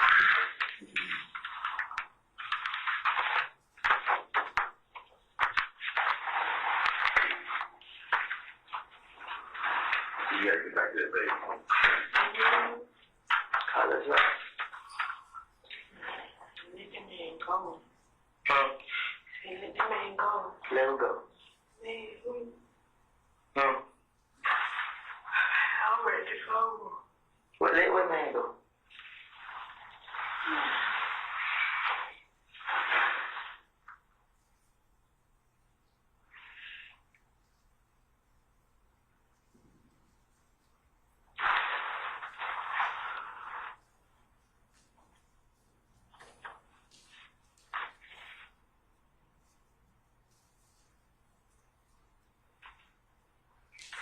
Somebody had ignorant ignorance like you, okay? Yes, you. Yeah. What were you doing? The girl, she got nothing in her profile picture. What keeping up with me? You can't like my picture.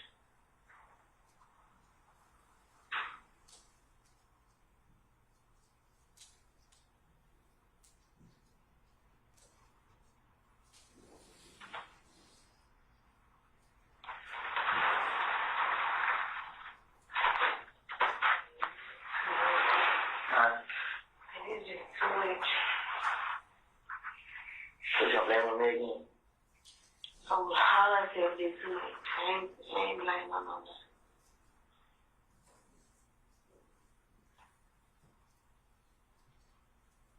I'm ready to go though. I'm sleepy. So y'all let. I just called anything else. Who? Which one? Whoever. I'll just call.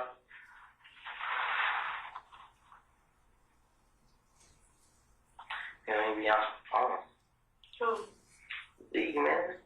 why you call Trey?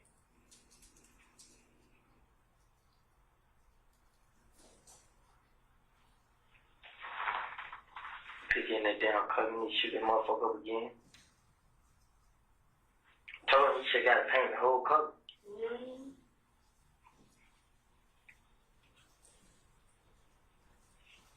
That was too big. They can't see no screen. So I said.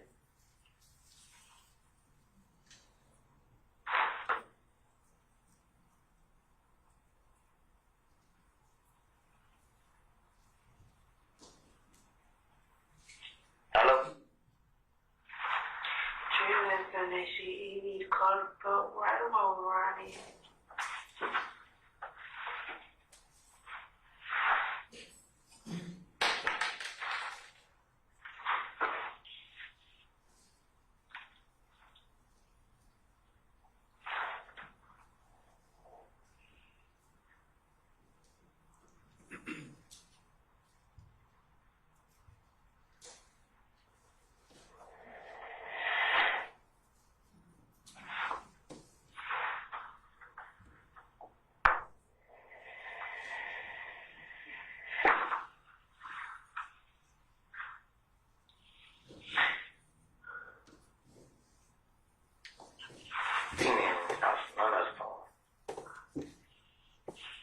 Yeah, I know. Got that telephone.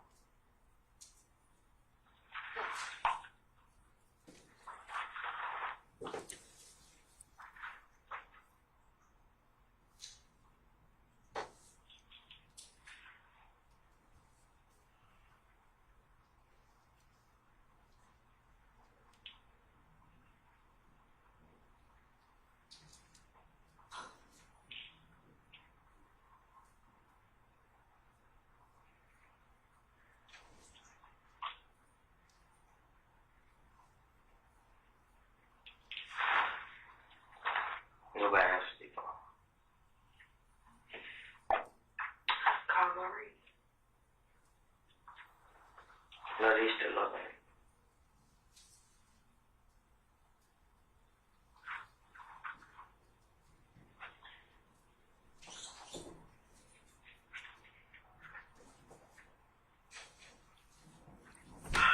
Who that was you called first, Shannon?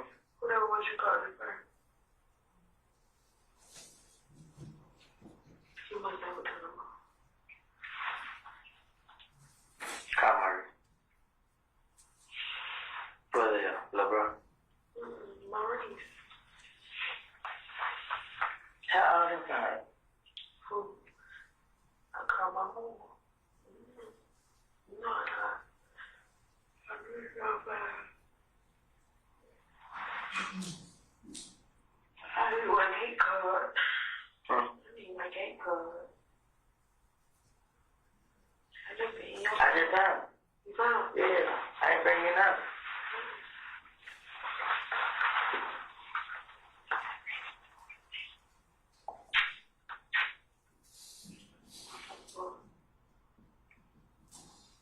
Tracy, he tried, it ain't working. Tried in my gate. Them over here card. It was young. I had one card. When you did it at your house and you worked, then you did it in my house and you worked. Yeah, that's your gate card. Yeah. Yeah, you probably have to take that to the window. You ain't call my rebate?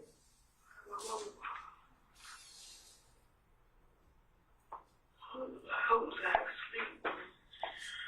Your mom gave her the message.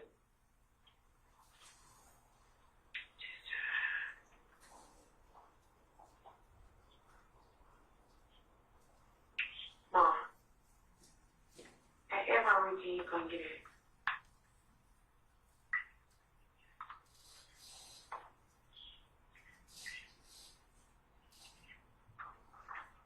You can call me, I'm gonna call you back.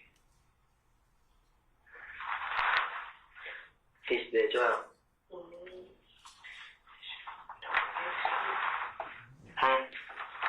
They sleep. Real. They try to move. Who trying to move? I said she was not trying to What's move. next to the job? The lady. She gone. She was in diamond on the car. She what? She was in diamond on the car. Who got her car? Who got her car?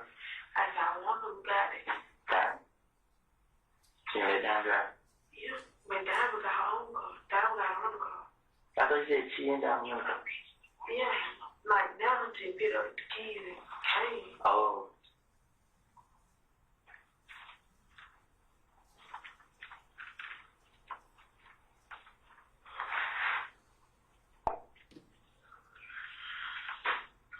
Keep her on. She keep her on the car.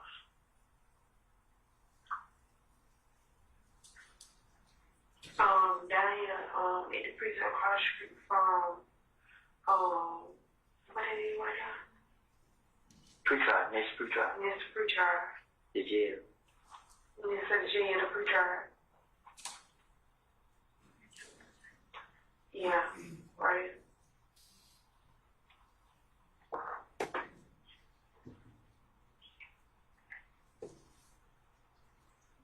Huh?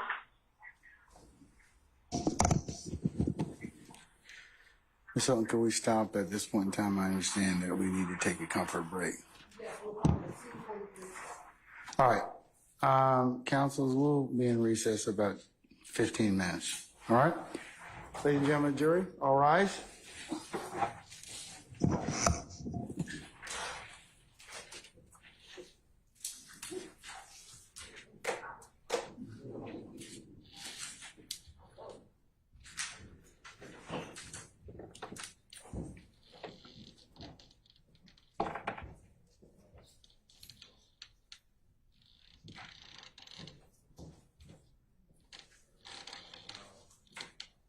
All right, ladies and gentlemen, our jury has left us. We'll be in recess 15 minutes.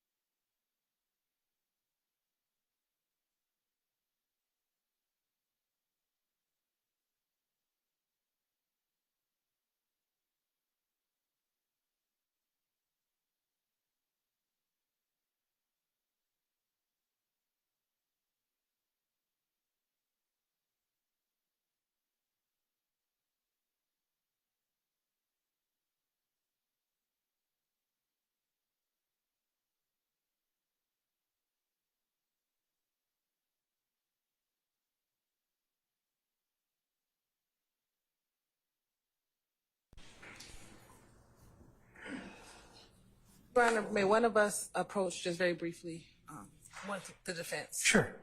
All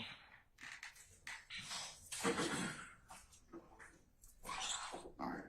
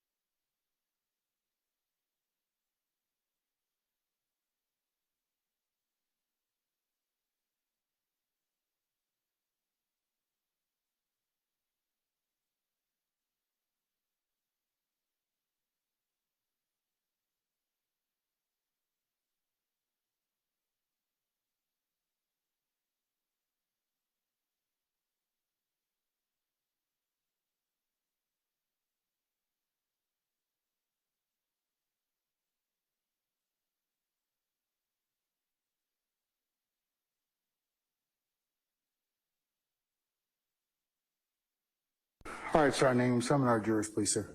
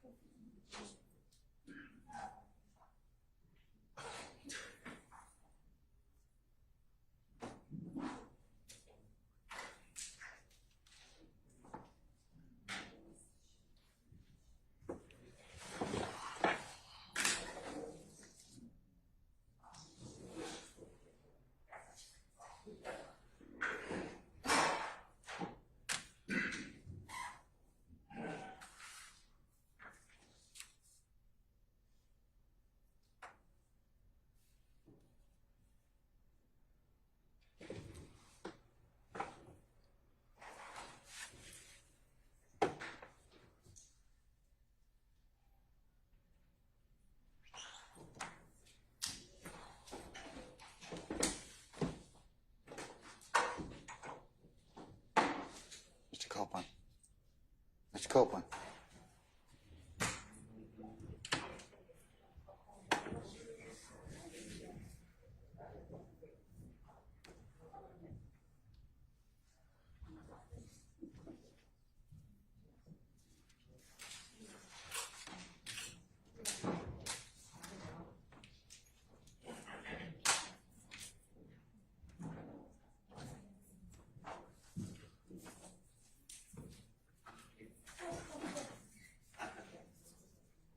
All right, ladies and gentlemen, please be seated. All right, thank you, Sergeant Ingram.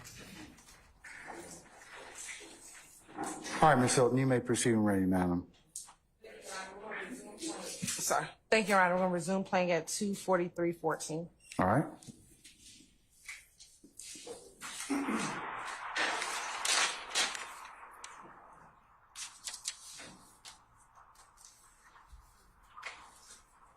Hold on, this shit is coming. Hold on, let me see something. Hold on. Hello? Where y'all at? Yeah. Yeah. How long does it take?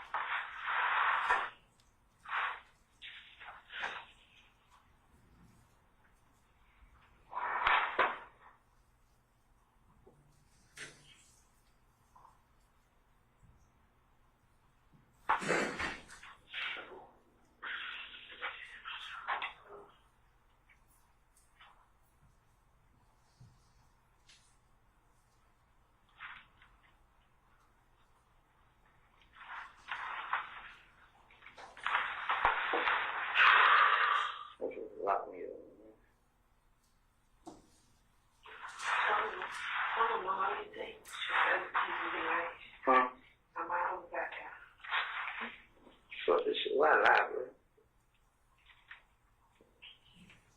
Give it down. Y'all ain't get hurt. I don't care, bro.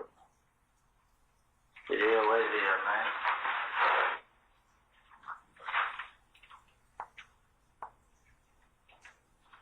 It's just crazy. If things shoot back, we could have got killed. They probably got the line.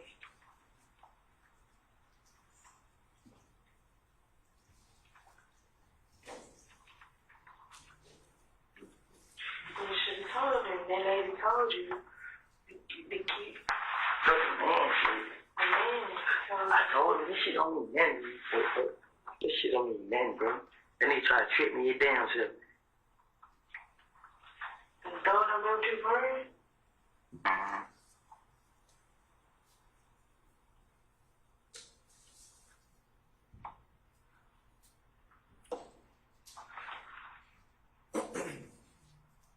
Yeah, Paul.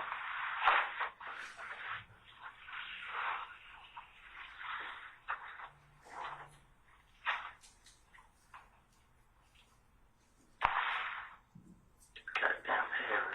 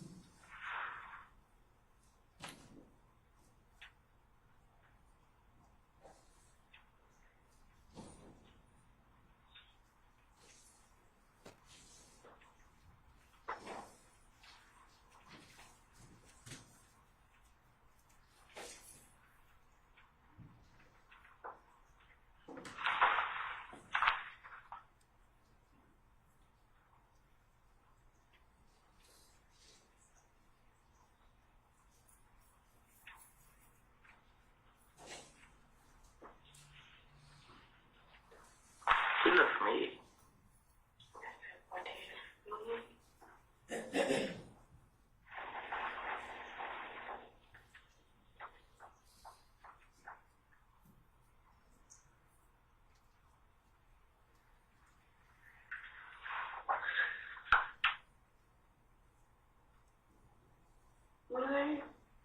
What? This is dad. Oh, you know your face? This girl? This what we jet? You know him? He must be funny, huh? Call? You want to call? Why you say you want to call me? He didn't go to call. You ain't go to call. I know I did. I don't see him. Shut up.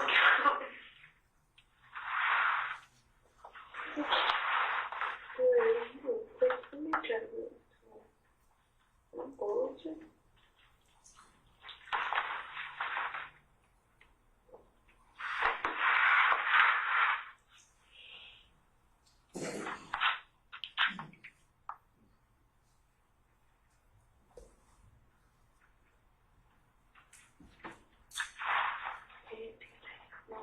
Huh?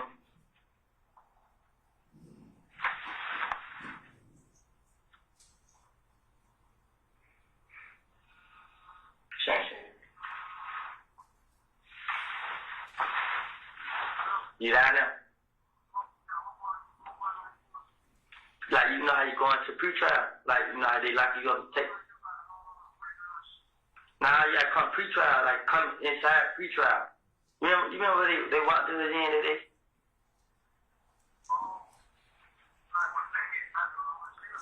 Yeah. Nah, don't go on this side. Come right, like, you know how you going in there. Yeah, when you first get out. But turn in the driveway and park right there. You know know what driveway I'm talking about, right? Nah, the driveway like, yeah, where they bring you in it.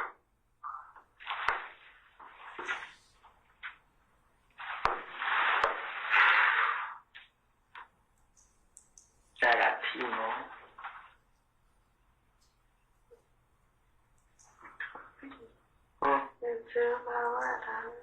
You don't know where yet.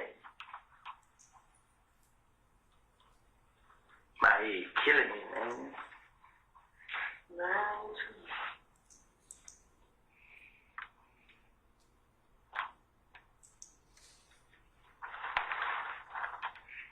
No matter where you go, I'ma lose you where you go. I tell them, take it, I'm going to jail. And he go to jail. When he go to jail, boom. He don't tell everybody I told him. You get them I got the things for me. You know what I'm saying? Shit on love. I mean, this shit lame, you know?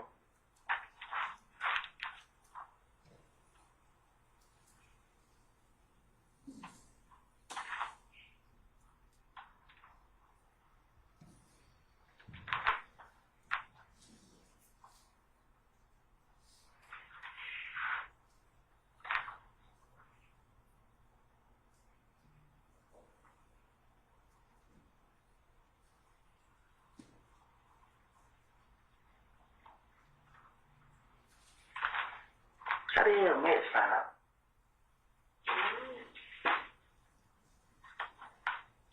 This shit set up, bro. Everything. You got me too tall. I think I'm too tall. So she like, I think she said it's not like no. No. Sharia said she called Motu. Sharia got Motu? I think she said she called. I mean, that's how the hell y'all find out.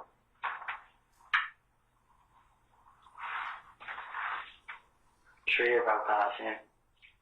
Yeah, Trey called Tequila. He called Tequila. No, she said. She said Trey called me.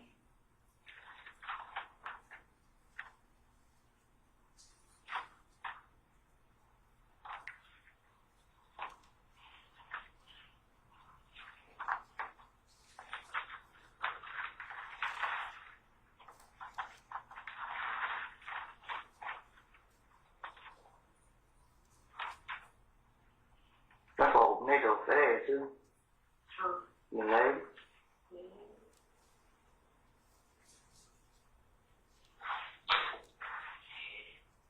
Yeah. You not gonna run either. You can go right there home. I'm not gonna run from these niggas. Straight up. Crazy, bro. I refuse to run from anybody, man. I said I know from You try to not go in there no more. Come on, let's go. Let's go.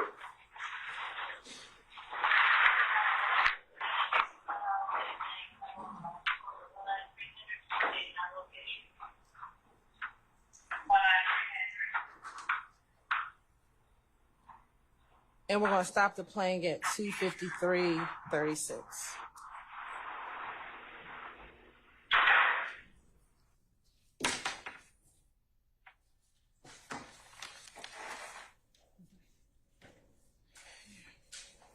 We're going to publish State's Exhibit 324Y.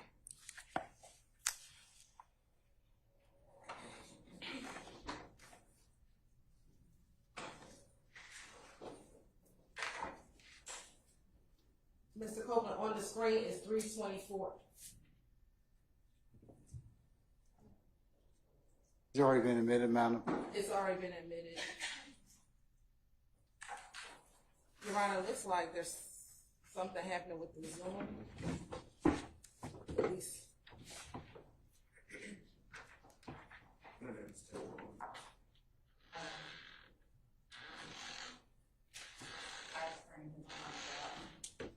Our screen blanked out and this screen over here.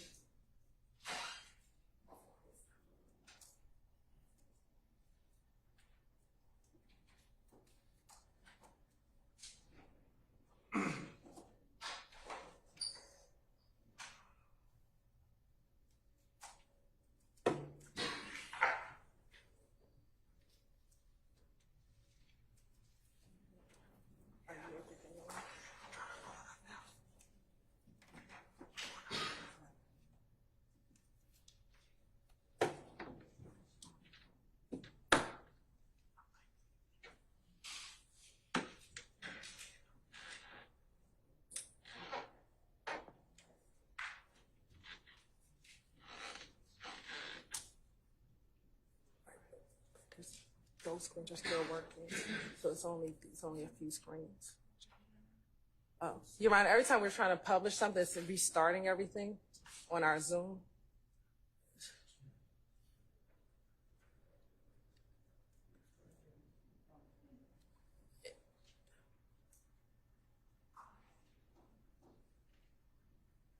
And it's happening with each of our computers, Your Honor.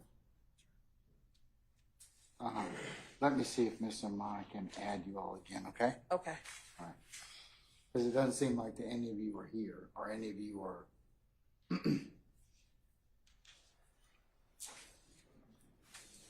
Just going to recess in place and call her. Thank you, Your Honor.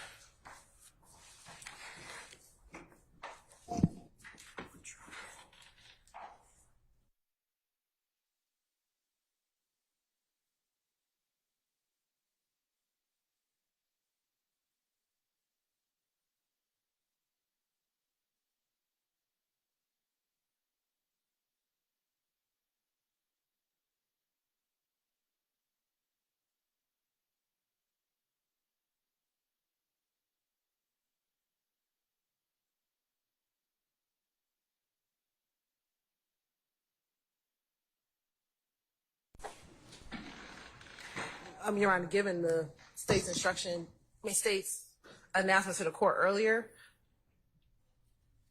Would this be a place to stop? Yes. Okay, all right.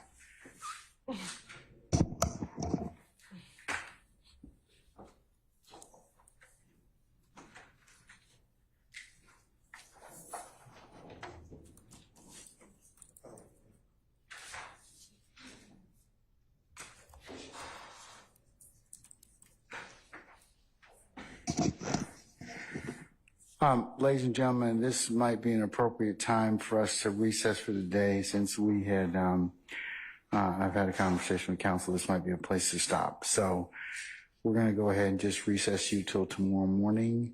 You'll need to be here for 9:30 for our anticipated 10 o'clock start time. And tomorrow we will work from probably about 10 or 10-ish to about 2. And that'll be the extent of our workday, okay? All right, Mr. Copeland, we'll see you tomorrow morning at 9:30, okay? All right, thank you, sir.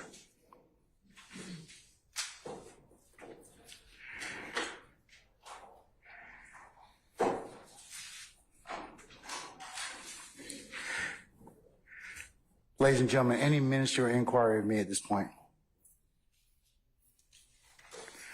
I apologize for the heat.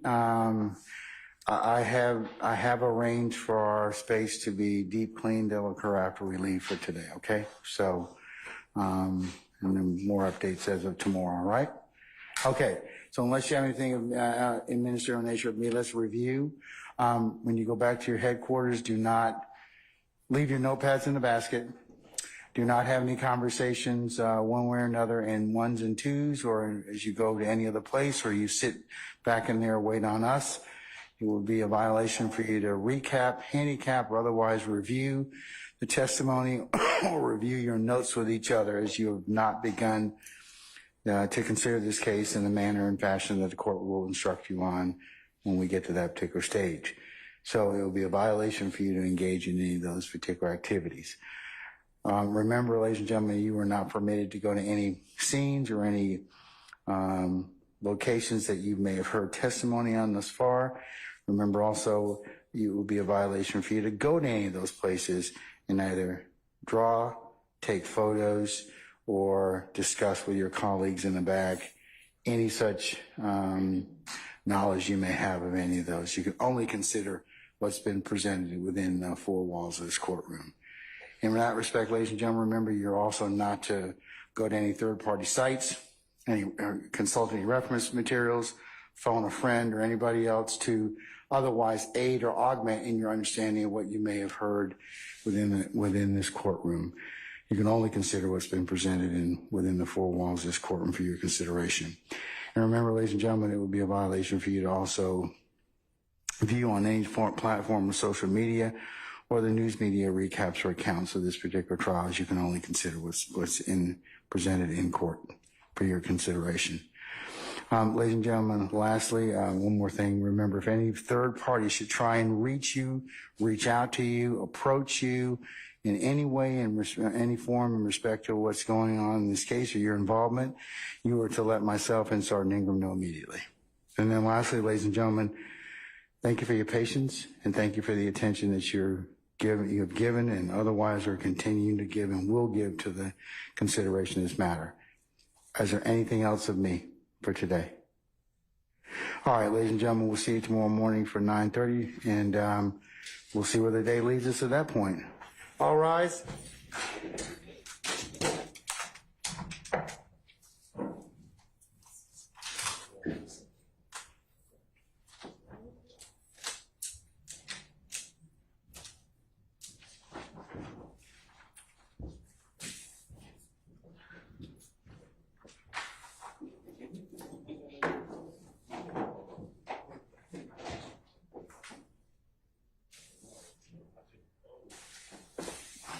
All right, ladies and gentlemen, please be seated. Our jury has left us.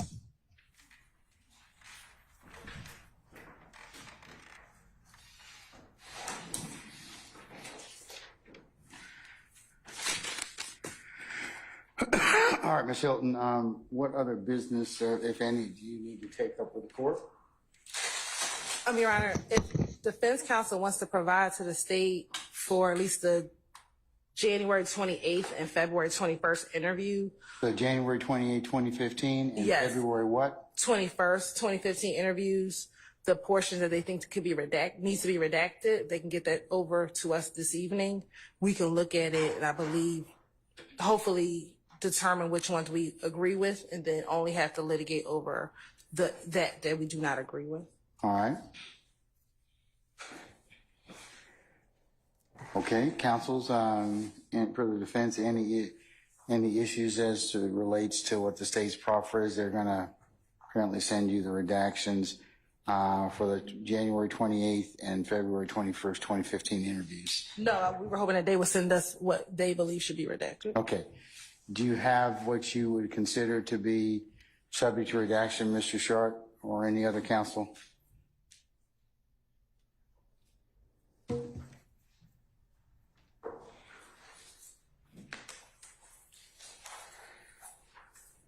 I personally have not.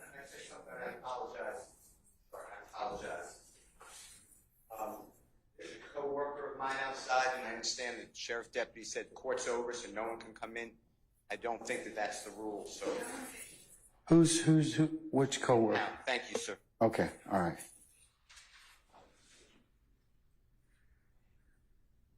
Okay, all right. So, as I understand it, the order that the state is proposing is the January 28th and then the June 10th.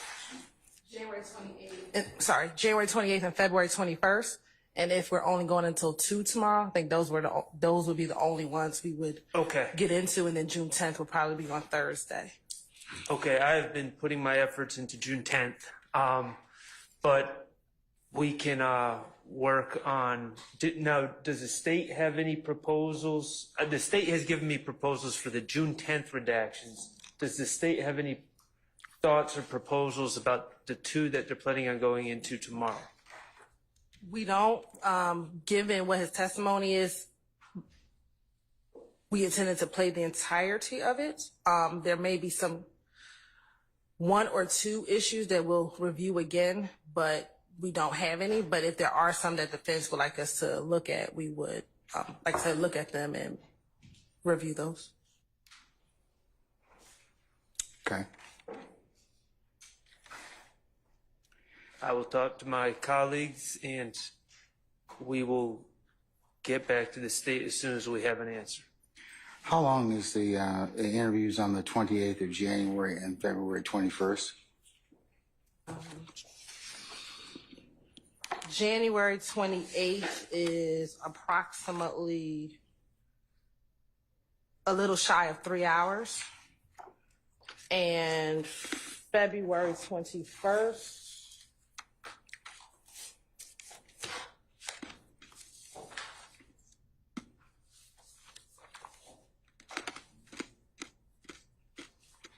Roughly around the same time, a little bit shy of 3 hours.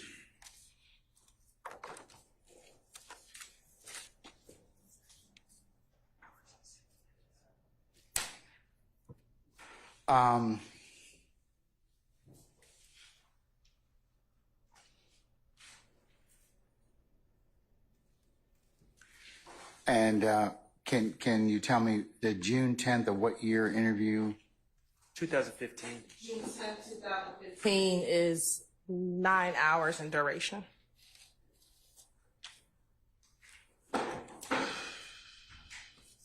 Okay. Ultimately, does the state plan on playing also the 2021 statement? We probably will, but it depends on how the questioning goes with Mr. Because we have not broached the October interviews yet with Mr. Copeland, so it would depend on what his testimony is. All right. But at least these three, you're planning on playing in some particular form or the other. Yes, Your Honor. All right.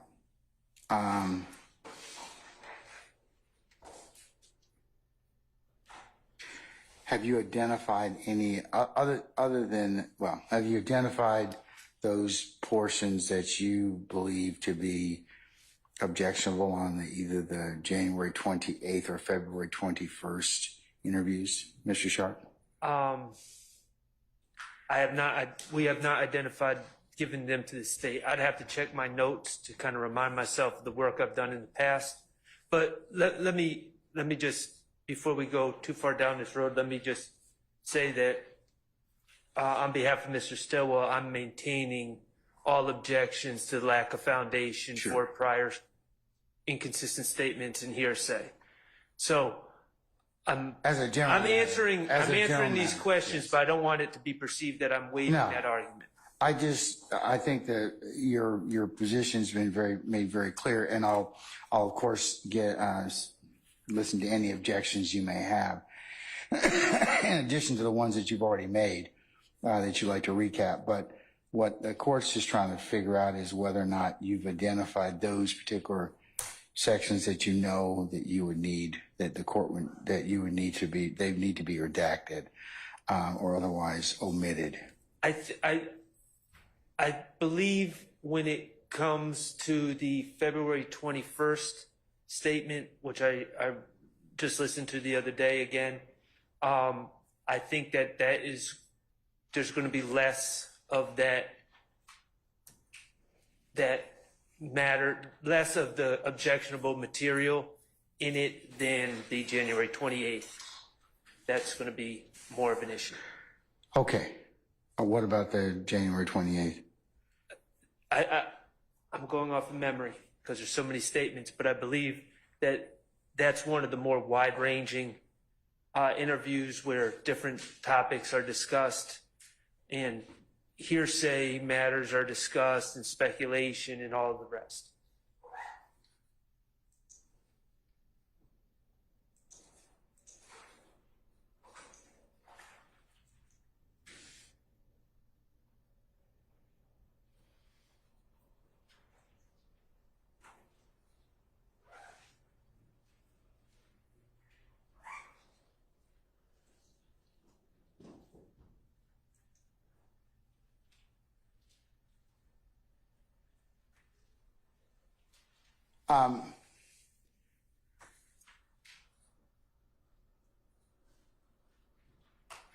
Don't go anywhere.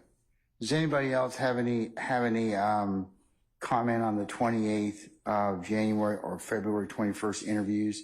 Have they reviewed any of them? Do they wish for me to be heard on that issue? Mr. Steele? I do.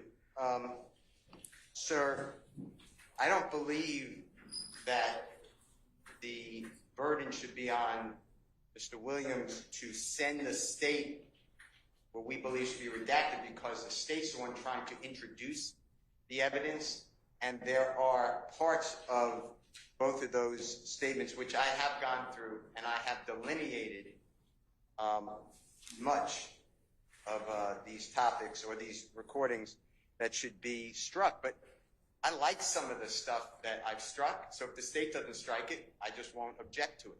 but I don't believe that I should go first and have to do that work. So I asked the court to do what it originally said and ask the state to furnish the accused, and then we can rebound from there. Now, if that's in contrary to the way Mr. Sharp wants to do it or anyone else, I will bow down to them. But otherwise, I believe that that's the proper procedure. And the reason I say that is because if I was trying to introduce an item, I don't just take the item, which I know has to be redacted, and say to the opponent, hey, here's everything, and then you tell me and let me see if I get something that I like in because you don't catch it. I don't think that's how it's supposed to be. So I think a good faith belief and redaction by the state needs to be done first. And for instance, and I know we objected to it, but now that you heard it, I'm assuming you didn't hear that recording from February 20th, 2015. That is State's Exhibit number 378YC. And just, it's just obvious even to a casual observer that the police officer was speaking a great deal, talking to Mr. Copeland, saying, this is your first child. Do you think you'll be able to see your child grow up? I know you had nothing to do with this. You were defending yourself. That should never come in, and that's what we objected to before. And that's why I think that the state has to say, just like you started to this morning, why is it a prior inconsistent statement? Why is it contradictory to the testimony? And then you can play those portions, but you don't just get to, I don't know what the expression is, throw away the bathwater with the child or throw away the child with the bathwater, but that's what it appears to me. So I have those two items that I'd like the court to consider. Okay. To answer your question directly, though, yes, I have done it. I do have redactions, but I don't think that it's right. Okay. The court's concern is that given, I'm in concurrence with that the state needs to provide you with the redactions and you all can go through it. My concern is it worth us bringing the jury tomorrow?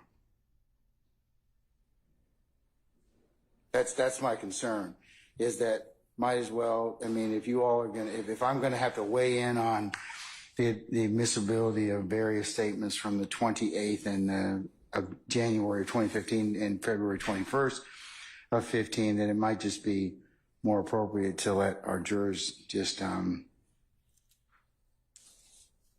not come in tomorrow and have them come in on Thursday. The other thing that I'm of the opinion of is that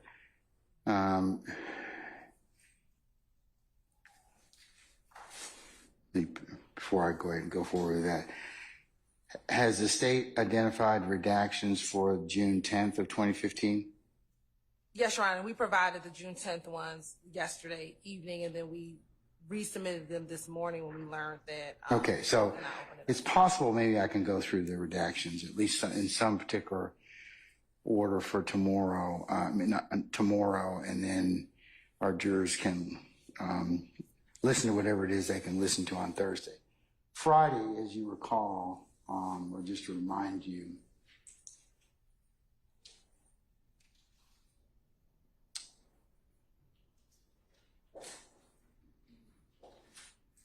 is an administrative day for you all. Are there other statements that you've identified, Ms. Hilton, and that you're potentially going to have the defense look at? So the only other matter, Your Honor, would be jail calls. So we provided defense counsel with about 11 jail calls that we intend on using. And so that would be it. So it would be these 3 interviews that are left, potentially 4, but that depends on Mr. Copeland's testimony, and then the jail calls.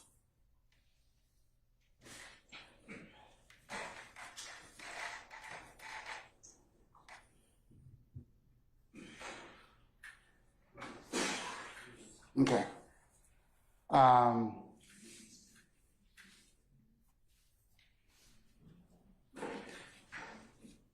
How long are the jail calls as a collective group?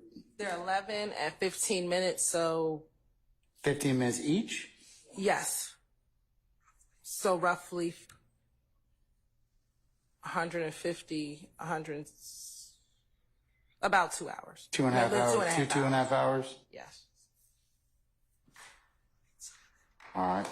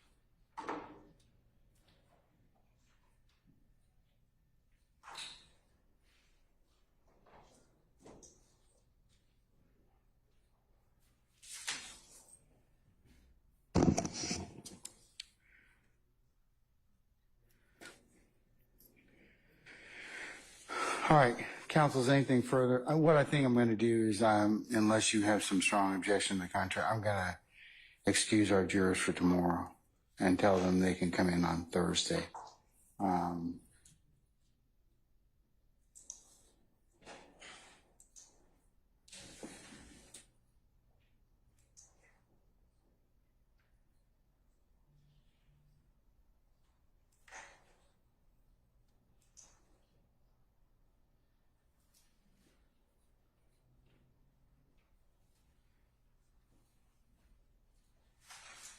Thursday for 9:30 for anticipated 10 o'clock start time. We can cover what they can listen to whatever we've gotten through so far. No objection from the state, Your Honor. Anything from the defendants?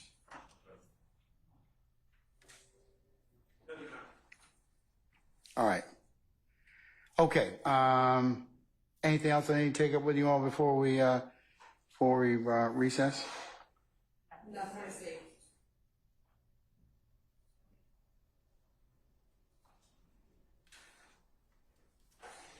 This is being filed, and I just want to serve state and the court. But it's being filed as well. This is not a filed copy. Just a courtesy copy.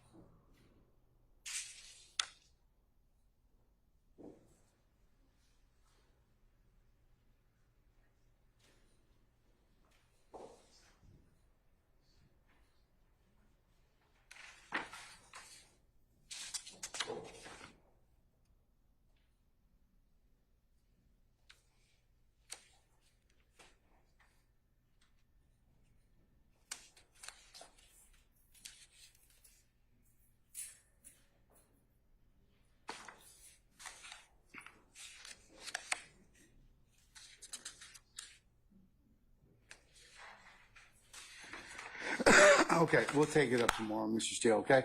It'll be e-filed tomorrow, so we'll take it up then. So, all right, anything further? All right, we'll see you tomorrow morning in fact,